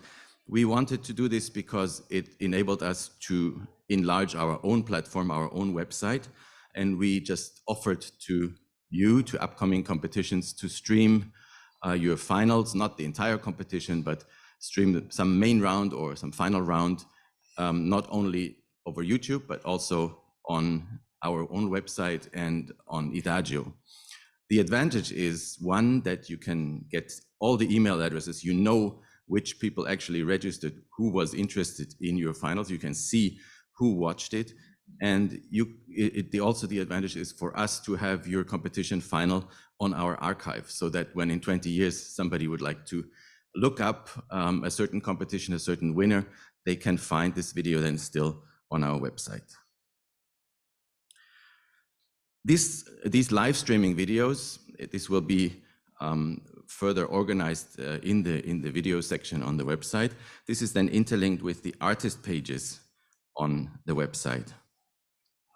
We're very happy to say that laureates of all our members from the beginning of 2020 until almost today, I think the most recent competition is the Sendai violin competition. All the laureates from then on have now their own artist pages. You can see this here on the screen. Every artist has a bio, a photo, then there's a list of the prizes won and a video of the artist. And these pages are, of course, then interlinked with the competition pages. Looking at the numbers, we had in 2021, 53 competitions, and we have 163 artists, laureates so far. In 2022, we have created for 70 artists from 22 competitions. And I would like to say a special thank you to our intern, Hannah Saito, who has been especially active in this. She has been preparing many of these internet sites. Our publicity is then further enhanced by the monthly podcasts, Keys to Success. This is another project together with Idagio, which is broadcast on YouTube, on Idagio, and on our own site. In these 4 first sessions, we featured the pianist Alexander Gadziev, Bruce Liu, the violinist Bomsori Kim, and the cellist Jean-Guichen Keras.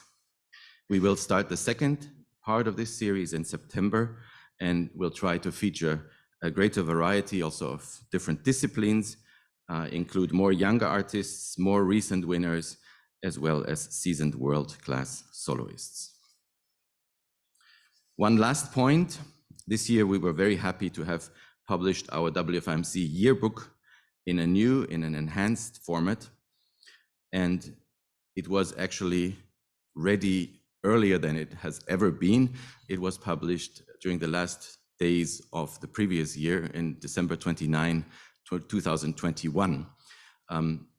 On that day, it was online and really visible for everyone. We then had it printed in South Korea in order to save costs. And like last year, unfortunately, we ran into problems with the delivery. So some of you received their yearbooks much later. We apologize for that, but this is due to all kinds of problems, due to pandemic, due to the war in Ukraine, due to reduced possibilities for the postal service. If you need more, if you require more, please talk to us. We do have quite a number of yearbooks here now, and we can also send you more if you need them. Yes, both Peter Paul and I have traveled quite a bit this year, trying to visit many member competitions near and far. And it is our aim to do so in the future as well, as we want to get to know you better and really bring the federation together also from our side.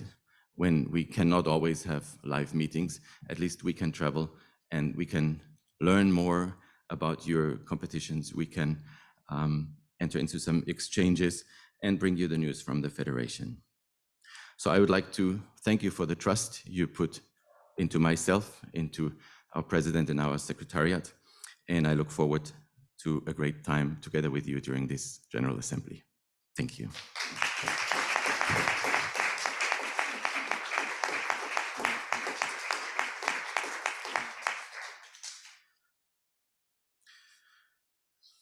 At this point, we would like to get back to the news about the 23 General Assembly. We had a very intensive discussion yesterday in the board meeting, and as you may have heard by now, unfortunately, it will not be possible to travel to China in the next year, or the situation is too uncertain. So we have decided to postpone this General Assembly in Harbin to a later date. And we have discussed the options last year. We have discussed the options yesterday about possible locations for the General Assembly. You all know that 2 years ago, the General Assembly in Japan, in Hamamatsu, had to be canceled. We tried to postpone it. We tried to hold it to a different date. It didn't work, but all the preparations were done. Everyone was looking forward to go to Japan. Some people already bought tickets. And so we are really happy that this new opportunity has now come up to hold this canceled meeting after all. Since the Hamamatsu chair, Noriko Ogawa, will not be there tomorrow, I would like to have you come up here and maybe say a few words about this opportunity for Hamamatsu and what it means for the federation.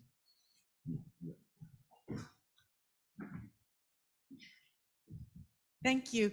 Well, 7 years ago, I remember the moment Henrik rose and then spoke about the interest and enthusiasm to hold the General Assembly here in Bydgoszcz.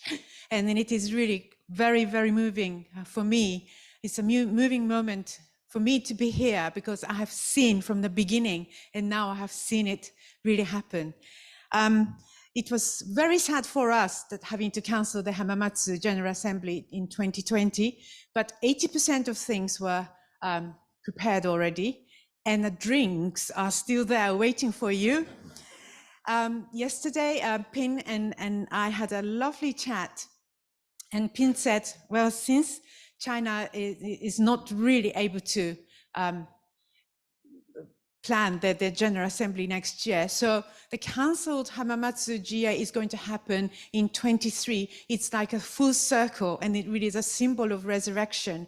So, you know, we had another very moving conversation. Japan has been elected as the most popular top tourist destination by World Economic Forum this year.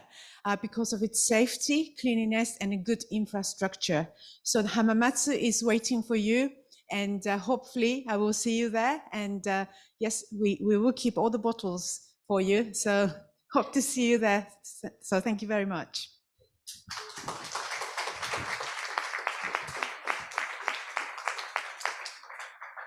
Thank you, Noriko. It's now time to go through a couple of points that need to be decided during this General Assembly. As I just mentioned, there is no live voting, there is no proxies during this conference. We will all vote online, and you have all received an email about 15 minutes ago, 20 minutes ago, that has all the materials and the link to the voting software. And we would like you can begin doing this right now, but you can also take your time. The ballot will be open for 1 week until the 1st of July at 12 noon. So you can take your time, study the documents if you have to, and please support us with this. We like to have clear numbers and clear decisions for the issues on hand. I will not spend too much time in talking about the new member applications.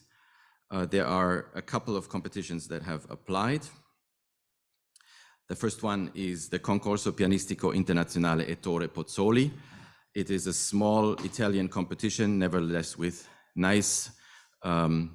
nice price level, with a great attendance, and with a good compliance of our statutes and rules.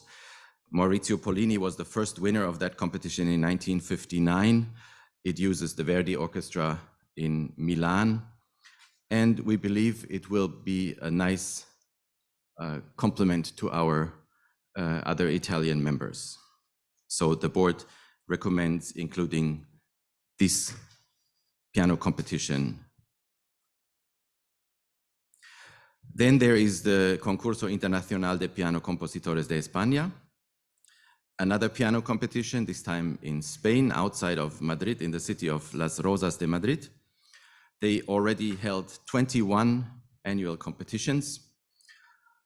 And the numbers, it's a smaller competition, but the numbers are nevertheless promising. They have very good compliance. They organize concerts in Spain. They do have a slightly local image, but they are very well connected. We heard a couple of colleagues about them who recommended them. So the board also would like to recommend admission of this competition as a new member. This is followed by the Odessa International Violin Competition. It is under the historic name of the famous violinist Peter Stoliarski.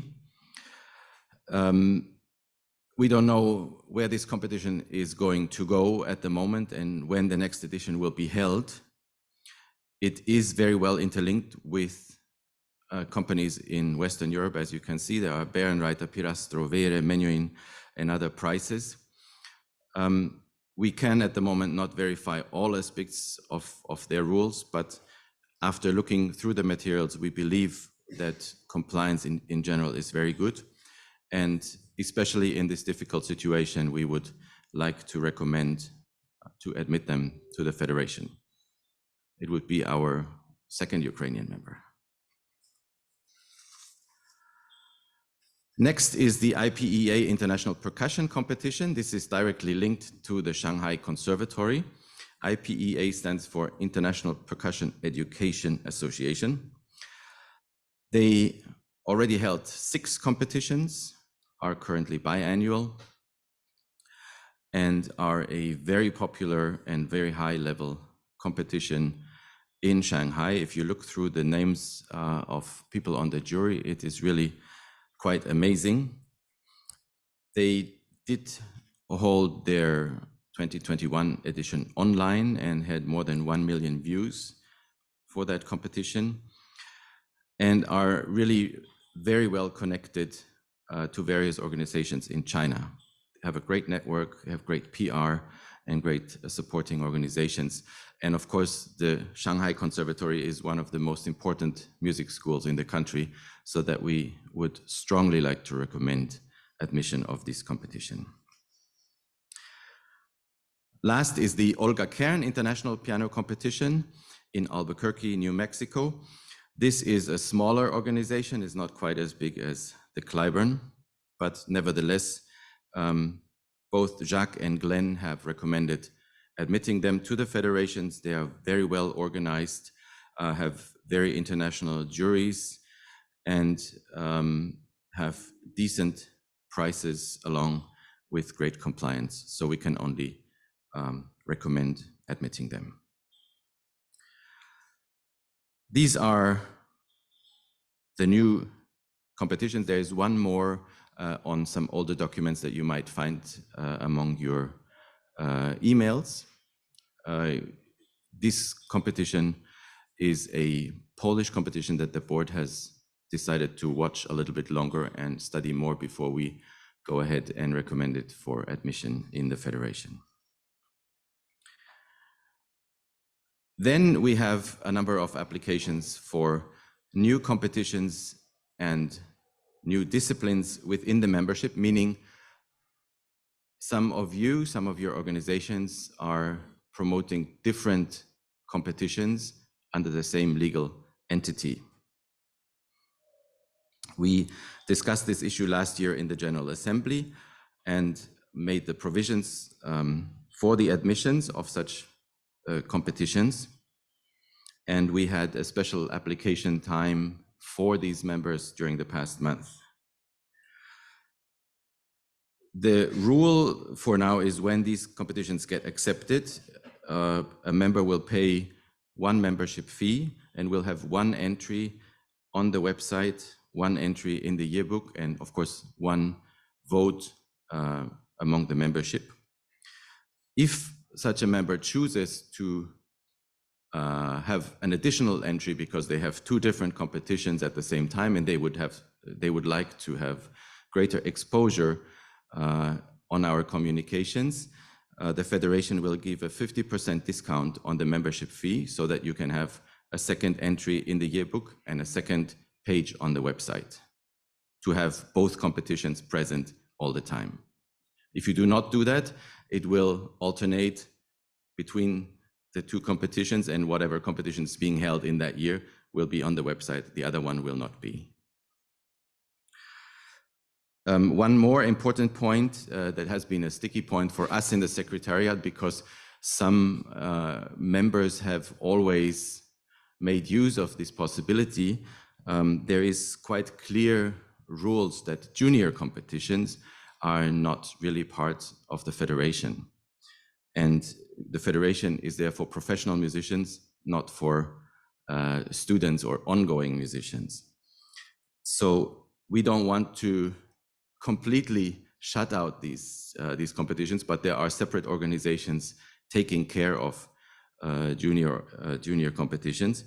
And thus we will keep the names of these junior competitions somewhere among the information about the member competition. And of course, the member competition can have our logo on their website, and on the website there will also be the junior competition, but the junior competition itself is not a member of the Federation. So we cannot accept a new competition that is only a junior competition. It can only be sort of a part of the actual member. It can go together with their big brothers, so to speak, on the same website with the logo, but cannot be separately advertised or supported. So first we have applications from Vilnius for 3 new competitions. These competitions are all organized by the Center for International Cultural Projects in Vilnius. And among these 3 are the Noreika competition for singers, the Jascha Heifetz competition for violinists, and the Vainunas competition for pianists and chamber ensembles. We looked through their credentials, through their record, and we believe they are perfectly well organized and in compliance with our statutes. So we would strongly recommend to accept these competitions to the Federation. Next is the Bartók World Competition, a second competition of the Liszt Academy, and this is actually due to a merger with the Eva Martin International Singing Competition. The Bartók World Competition is a very well-known competition. It is incredibly well organized, has great laureates, and also there is no reason why it should not be accepted into the Federation. Next is the International Conducting Competition in Rotterdam. Maybe some of you have seen the final a couple of weeks ago. A most amazing new conducting competition that is linked to Liszt Utrecht, so the Liszt competition in Utrecht. It has a lot of new ideas. It features several orchestras and has many innovations. So it's very much worth looking into what they do. And we would also strongly recommend to include this conducting competition into the Federation. Lastly, we have one new discipline to include, that is at the Franz Schubert and Modern Music Competition in Graz. They would like to enlarge their disciplines and include piano duo as a further discipline. I think there is no need to discuss this further. They are a very well known and very well organized member, and I think they will have a great new option with being also a piano duo competition. So much for the applications for the new competitions.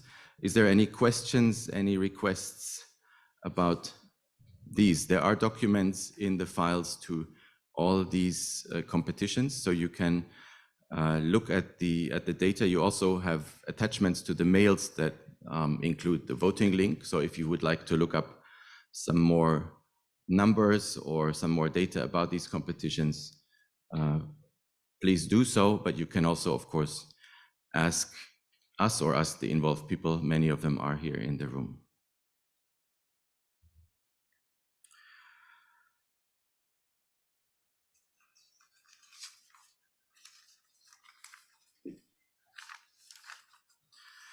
Which brings us to another chapter.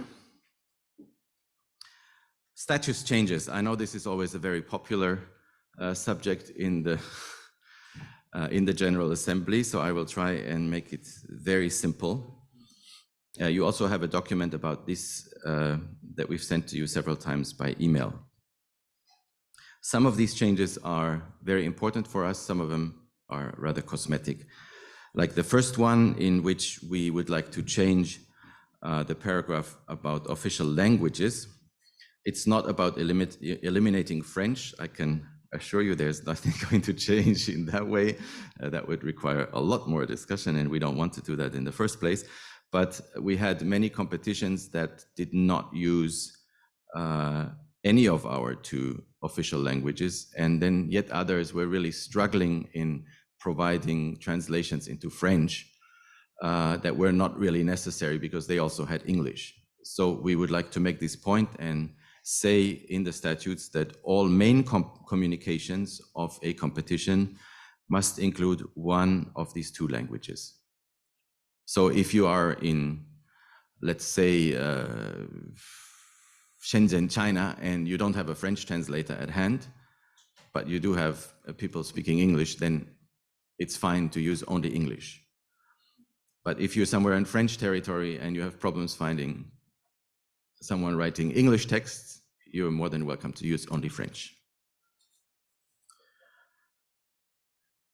The next point is a cosmetic one. We had in our statutes the wording that our competitions are open to both genders. And of course, that is no longer a valid expression. So we would like to change that sentence to have an international character, that is, be open to all, regardless of nationality, ethnic origin, religion, and gender identity.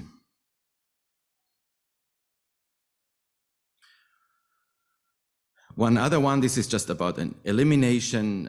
We used to have all the members sending their yearbooks, sending their programs, their application forms, their posters to the Secretariat to disperse them further in the world.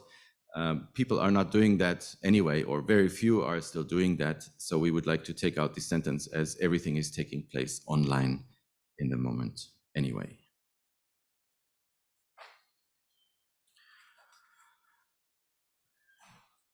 This is another change about the structure of the federation.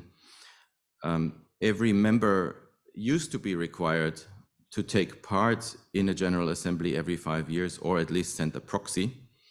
Now that our General Assemblies are hybrids, that you can take part online, we would like to shorten this period to 3 years and say every member should take part at least once in 3 years. Otherwise, we won't know where you are and who you are anymore. This is actually a very important change, and this is also the reason why we are holding a workshop on associate memberships. As you know, we have, you can find them in the yearbook, a number of associate members that are never here, that are always mentioned, that are these organizations like ISPA, like IAMA, some festivals, some other organizations that we don't really know what they do. Are they really interested in us? Are we interested in them? Do we need them? Do they need us? And we would like to define the role of the associate members a little bit better. We would like to really create a network that helps the federation. We would like to invite interesting people that will also join our general assemblies in order to create opportunities for us and not just have the name there in order just to include a couple of logos that look good. And of course, we would also like to charge them a membership fee, because not paying means that they might once say, okay, we'll be a member, but then they will never show up or will never really be interested. And also paying means additional income for us, which is not of little importance, because membership fees are the main source of income for the federation. The problem until now has been that accepting an associate member always involved this vetting process and the introduction to the General Assembly and the vote by the General Assembly, much like a real music competition. And it's just really hard to convince a local organization that might be very interested in the federation to apply with lots of documents, wait 1 year until the General Assembly then votes on whether or not to accept that organization. So this is why we'd like to change the statutes and make the admission of the associate organizations, of associate members, easier, and take the decision away from the General Assembly to the board, so that we can, within a month or two, admit a prospective new associate member. And just as a reminder, and we highlighted this also here in the text, associate organizations are, of course, non-voting members. So there is no way that they can in any way interfere or take part in our decision-making process. So this is also for us, for the Secretariat, a very important decision that we'd like you to help us with, because we really want to make a step forward and enlarge our network, enlarge our income, and create new opportunities through these associate organizations. Yes, that's the end of the proposed statute changes. How are we doing time-wise? Not too bad. I would like now to continue with 2 short reports from... Yes, one question. I'm sorry, yes. Sorry, with regard to the associate organizations, you know, we have all the confidence and all the trust that the present board will not make any irrational decisions. But if this is part of the statutes, couldn't we somehow define what kind of associate organizations would be, you know, sort of qualified to be an associate member, rather than, you know, leave it totally open to you, and you could take any associate member without any definition, identification, and no doubt with regard to the present board. But statutes are surviving present boards. Couldn't one define it a little bit to make sure that this is not an open door for everything? Very good question. And that is the reason why we have initiated the workshop today. We want, in this workshop, we have 2 sessions today and tomorrow. We want to go through this and really create a profile for potential associate members. Well, if that is the case, couldn't we postpone that decision until the workshop has come out with a definition, rather than open it up? What is a workshop worth if the decision is being made before the workshop has taken place? The workshop will not make a change to the statutes. I think the statutes have to be kept right, but you know, the associate organizations shouldn't there? Well, that's just a question, and the others should I would have that question anyhow. So I leave it up to the other members to make up their opinion. Thank you.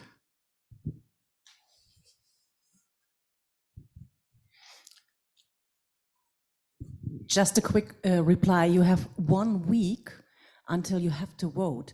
So we will have a result of the workshop tomorrow, and you have only to vote until July 1st. Does that mean that we're going to get a new recommendation after the workshop? I mean, this would be, then I would obviously agree if that would be the case.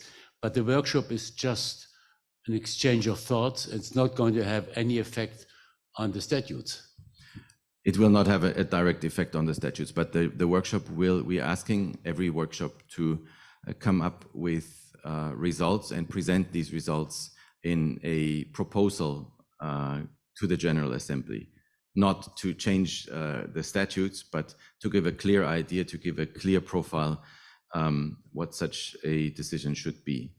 And you see, I totally agree with you. It's true that due process would be changing everything and then beginning. But if we did so, then we would have to wait again until next year. And I think we've been waiting for many years for this to happen. And the more and more we wait, we will never begin. It is a process. It will not happen overnight. Okay. And also we have to see what kind of organizations are really interested, what kind of organizations are willing to support us, to join us. And then we can still define this more closely and restrict or change rules next year and say, okay, this is not enough, or this has been too much in order to put it in one direction or the other. But I think we need to first create the prerequisites to give us the option to actually ask people to join. And then we can see how many are actually interested, how easy it is to get these people on board. Thank you. Maybe one comment from my side. You shouldn't be so worried about changing status because you can change it again. So now for the moment you are trusting this board. We have another 2 years to show the potential of approaching new associate member. And if the next board it's going to admit the, from your point of view, wrong associate member, you can propose to change the status again. Thank you. Okay, I would like now to invite Maja-Lena on stage.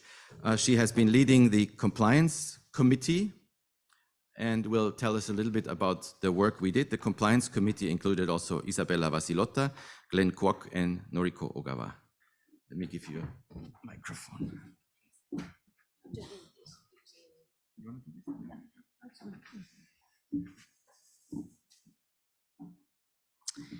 So hello, everybody. Good to see you all here. And as we know, we're all tremendously enjoying each other's company here, and we are sending our greetings to everyone joining us on internet. Just a few words, not taking too much of your time. The compliance committee has been working very actively last fall. This spring we gave a little more space for the secretariat to work on the current problems that we have been facing. But the compliance committee has actually,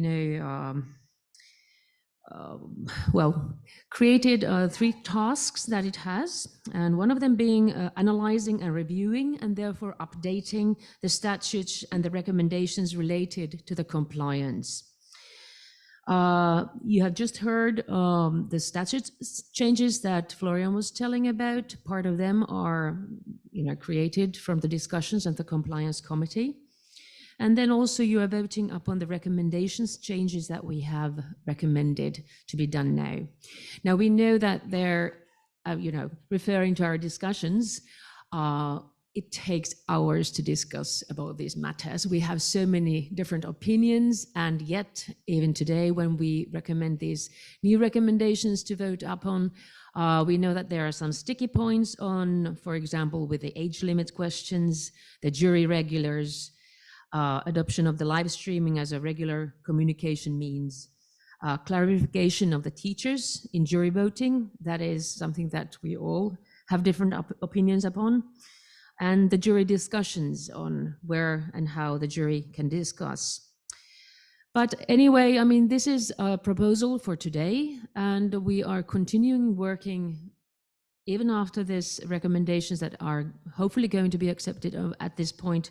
And also we want to continue working for a document and more clarification within the statutes and the recommendations, so that it's very clear for us members and also for the people from outside of the competitions. What are the things that the Federation requires from high quality competition? Then another duty of the Compliance Committee is to establish a monitoring procedure to evaluate compliance at member competitions. As we know, this is one of the duties mentioned in the statutes. And as we know that the compliance form that used to be sent to the members after each competition has not been activated for quite some years. So therefore we created a checklist for the Compliance Committee members and the board members when they visit the competitions, that they sort of observe things on the compliance point of view. And report to the discussions of the Compliance Committee, and therefore we sort of look at the current issues that the competitions are facing at this moment, have a discussion and then bring it to the board. And also if they are important, we bring them to the GA, to the discussion groups like we have today and tomorrow. Also, the Compliance Committee is discussing and moderating the individual cases involving competitors, juries, and administration. Sometimes we get emails or information of current problems and issues that us as member competitions or for example, the competitors or the jury members are facing when working with us or with other competitions. So this is the kind of work, a line of work that we have been doing. I'm very happy and grateful for Glenn, Isabella, and also Noriko for the work, and Florian naturally. If you have any other questions, I am here for them all the time. Thank you very much.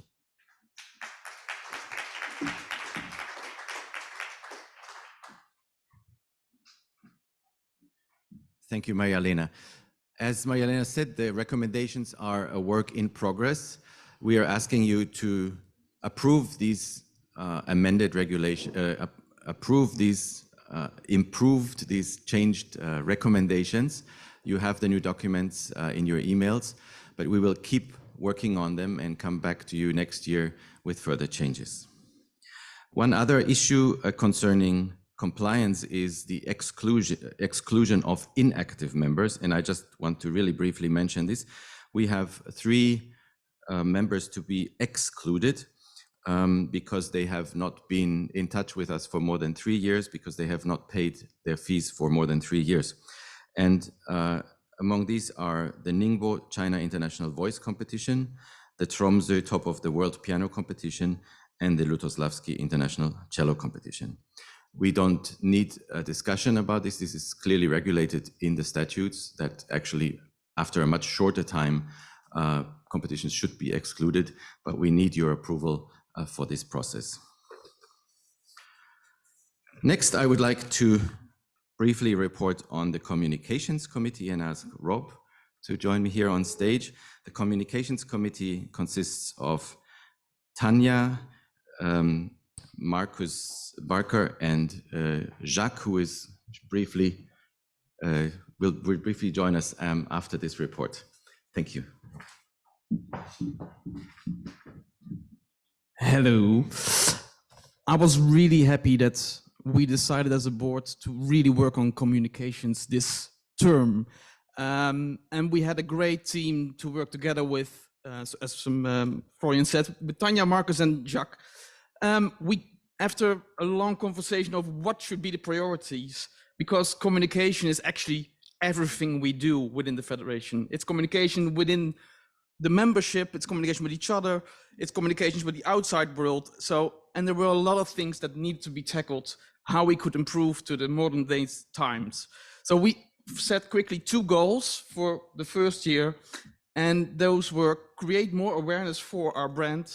We still notice that a lot of people don't understand what the World Federation is about. Even people who are connected to our competitions, board members.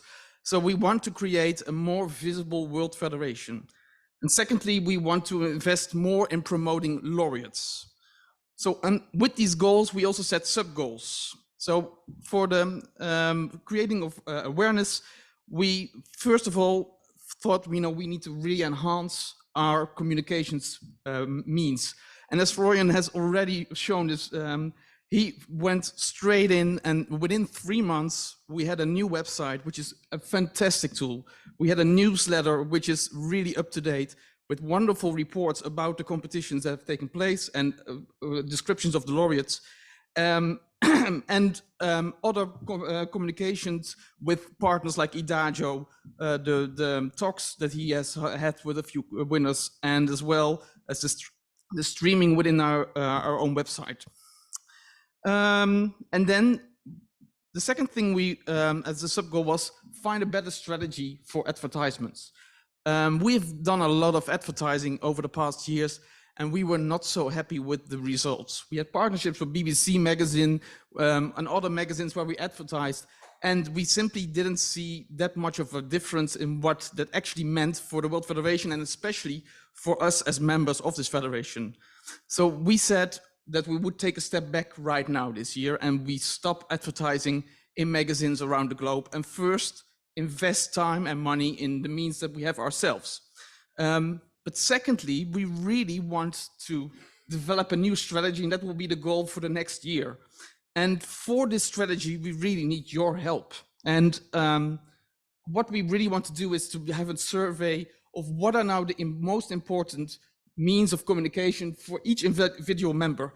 Who do you trust in your region? Who do you work with? How do you spread the word of your competition and your laureates?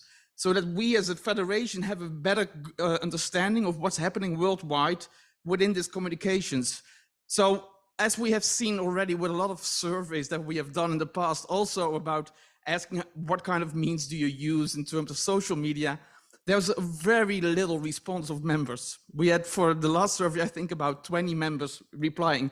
So I'm really here to urge, we're gonna send out a survey, help us, because we're a federation and we do this together. So if we send out the next survey, please fill it in, and then we work on something fantastic for next year. Thank you very much.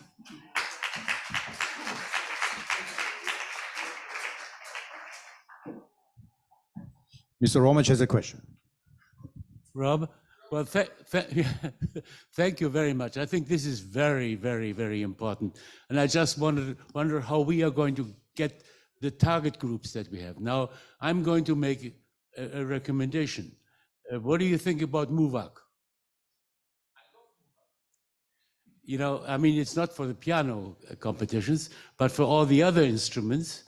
Is this a platform that is, you know, what kind of experience do you have? I mean, these are the largest number of orchestra instruments that are in competitions. I mean, you know, except for string, it's all the wind instruments, they all are in MUVAC. Is that a platform where the World Federation, you know, could have an impact, or what do you think about it? Yeah, well, if you remember well, Sigurd, last year we invited somebody from MUVAC to give a presentation. Well, that's the reason why we are now working with them. But to be honest, MUVAC is for me not a means of communication, but it's a tool to get applicants to your competition. Of course, you know, there are very strict rules in how you can communicate with participants and you know, all the things that are with privacy of information. So I don't see MUVAC as a tool of promoting, but it's a very important partner of us. Yes. You know, something. You know, or are there other platforms that are, you know, meaningful for, you know, because you are advertising, you're cutting back. That's exactly it. Posters, you know, all these magazines. Who's reading them? You know. And so I'm just wondering, how are we getting the target groups that we are focusing on in a modern, in a digital manner? And I'm as much looking for it like you. And the only thing that I found is for our instruments, the wind instruments, is MUVAC, you know. Yeah. But I'm looking for others. And I will be curious and anxious to hear other recommendations. Yeah, and this is, I think we don't really recognize yet the power we have as a federation, because there are, of course, other wind competitions around the globe who are doing the same thing as you. And every time everybody thinks is, who should I attract? Which journalists should I get? Where should I advertise? Where should I, how do I reach an audience? And we all struggle with these same things. And I think for us, there are some really important steps that we need to take also to increase our own knowledge. And one of the things that Peter Paul already mentioned this morning, it's a thing that we will be discussing more in the board, is this idea of a global press office. But attached to this is something that also Florian already mentioned, and what I really want to look into is also, we are always here gathering as executive directors, but most organizations also have people who work in marketing or are producers. And I think those people also really benefit of having a better understanding what is happening with other similar institutions around the world.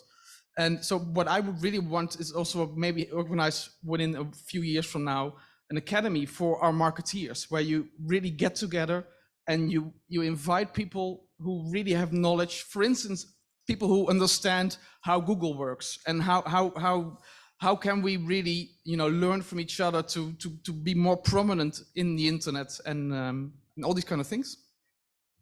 And that is also the reason why we have the workshop first thing tomorrow morning with David Taylor. He will speak exactly about these issues. So I hope you will all join and listen to him. He's a fantastic communicator and will introduce us to a lot of ways that have worked very well with especially with orchestras in the United Kingdom and with other arts organizations. Well, it is now time for our financial report. It's 5:30 a.m. in Fort Worth, Texas, and Jacques Marquis will join us now for an update on the Federation's finances.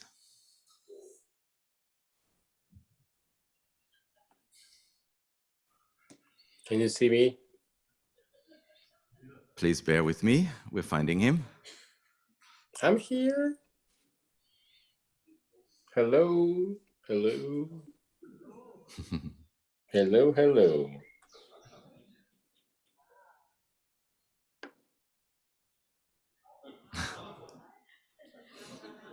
That's working? Hello. I can see you.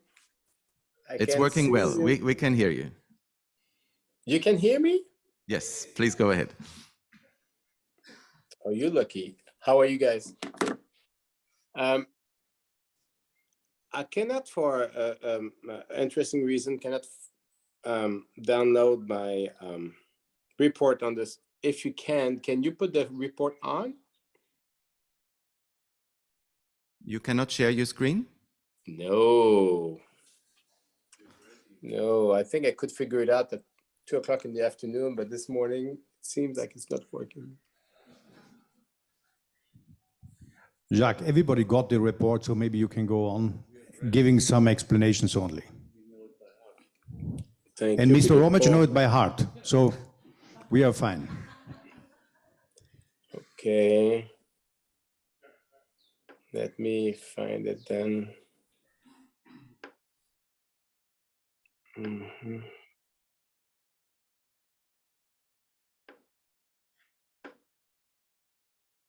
Okay.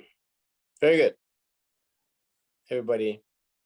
Naturally, always the interesting part, can you hear me now? Yes, hopefully. Is, we're still in the surplus or balanced budget, which is very important for us.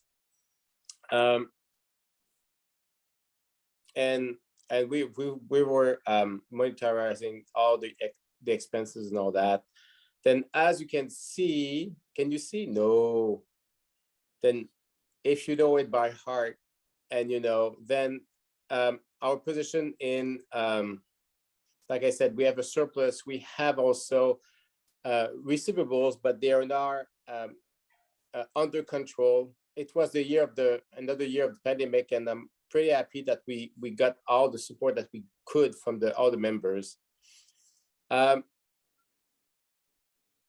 on the income, we receive, advertising income this year, which an increase, and sponsorship. You saw the numbers with Idagio and Accepted. These are kind of the numbers that have to be eventually higher. Advertising income are good. Sponsorship naturally could go higher. If we want to increase the revenue of the federation and new project, we have to increase other source of income. We save some money with the General Assembly in Trinity, as you know, and I'm going to my numbers. I'm already at number 8 in the expenses. We also, at the end of the year, we got a little surplus, but because also we had some membership fees that were came late and helped us to get there. Then, as my thoughts on this is, we are now making it pretty much okay on the balanced budget, but in order to go and implement new project, we will have to increase either way members or advertising income or other project, because the support of the members is like 80% of the entire budget. And the way to do this is the way to increase activities. We have to think of donations. We have to think of sponsorship, which is very complicated, but this is the new thing in Europe, I think. We have to think of advertising and publicity on the website. We have to think of advertising and publicity on the program book, and any other ideas that can generate money. Jacques, could you turn on your camera again, because we cannot see you anymore? Okay. That's a very good thing for you all. Hold on. Okay. Thank you. My camera was on. Oh, I understand now. Yes. Is that working? If I do this, is that working? No, now we cannot see you anymore. It's because I'm reading my report at the same time. Aha.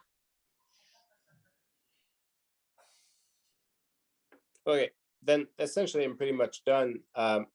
It's not a very complicated year. In order to like I said, in order to have new project, we have to find new ways of funding. When you think of sponsorship, for instance, I was reading that main competition, or that the way to raise money in nonprofit in our culture, not our sector, 95% comes from the city. Then you do some project in the city and you get some money to support it, especially on sponsorship.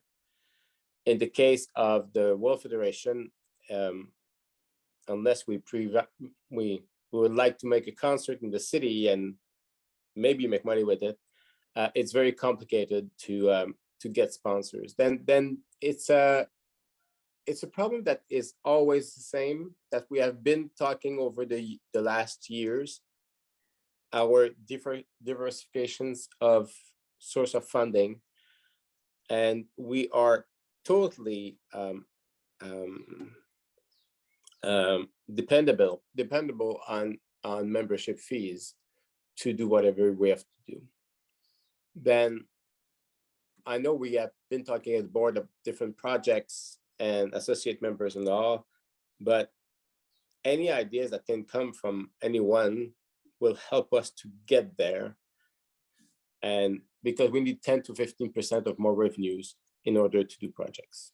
That would be pretty much it, Florian. I'm sorry, I'm so sleepy. Thank you very much, Jacques.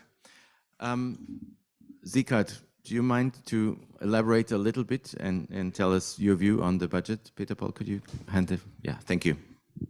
Yeah, I think the financial results are rather positive. We have an increase in advertising of 27,000, membership fee increase of 15,000, donations of 8,000, travel cost savings of 17,000. So we have a 70,000 better, cost and income basis. The cash position has increased. One has to mention that the salaries made a gigantic jump from 115,000 to 200,000, but this was compensated. So I think the board, and especially Florian and Zara, they have been doing a reasonably good job. I think not even reasonable, but a good job on compensating and coming out with a positive result. But it's going to be difficult, as it was just mentioned. But to make sure that the future is going to be financially as sound as it was in the last 2 years. I mean, we have been coming down from 600,000 cash position in 2014 to 180,000 in 2019. So we were really burning money, like crazy, 300, 400,000 within 5 years. That was, thanks God, stopped. And the present board and especially Florian and Zara have been really turning it around, and I think we have to congratulate them and not only keep our fingers crossed that that's going to be as good in the future, but do something about it, because keeping fingers crossed is not going to be the solution. And the inflation goes up, salaries will go up, so we need a compensation for that. But by and large, for the time being, I think we are on sound ground, and can be pleased with the result of the last year. Thank you. Thank you very much. Just to elaborate on that one point, if you're interested in why the salaries went up this much in the last year's budget, that is because I started working in a full-time position from last January, and the year before I was working 50%. We also hired a marketing manager, also part-time, of course, and we now have an intern. So these are all costs included in these higher salaries. Are there any more questions about the finances?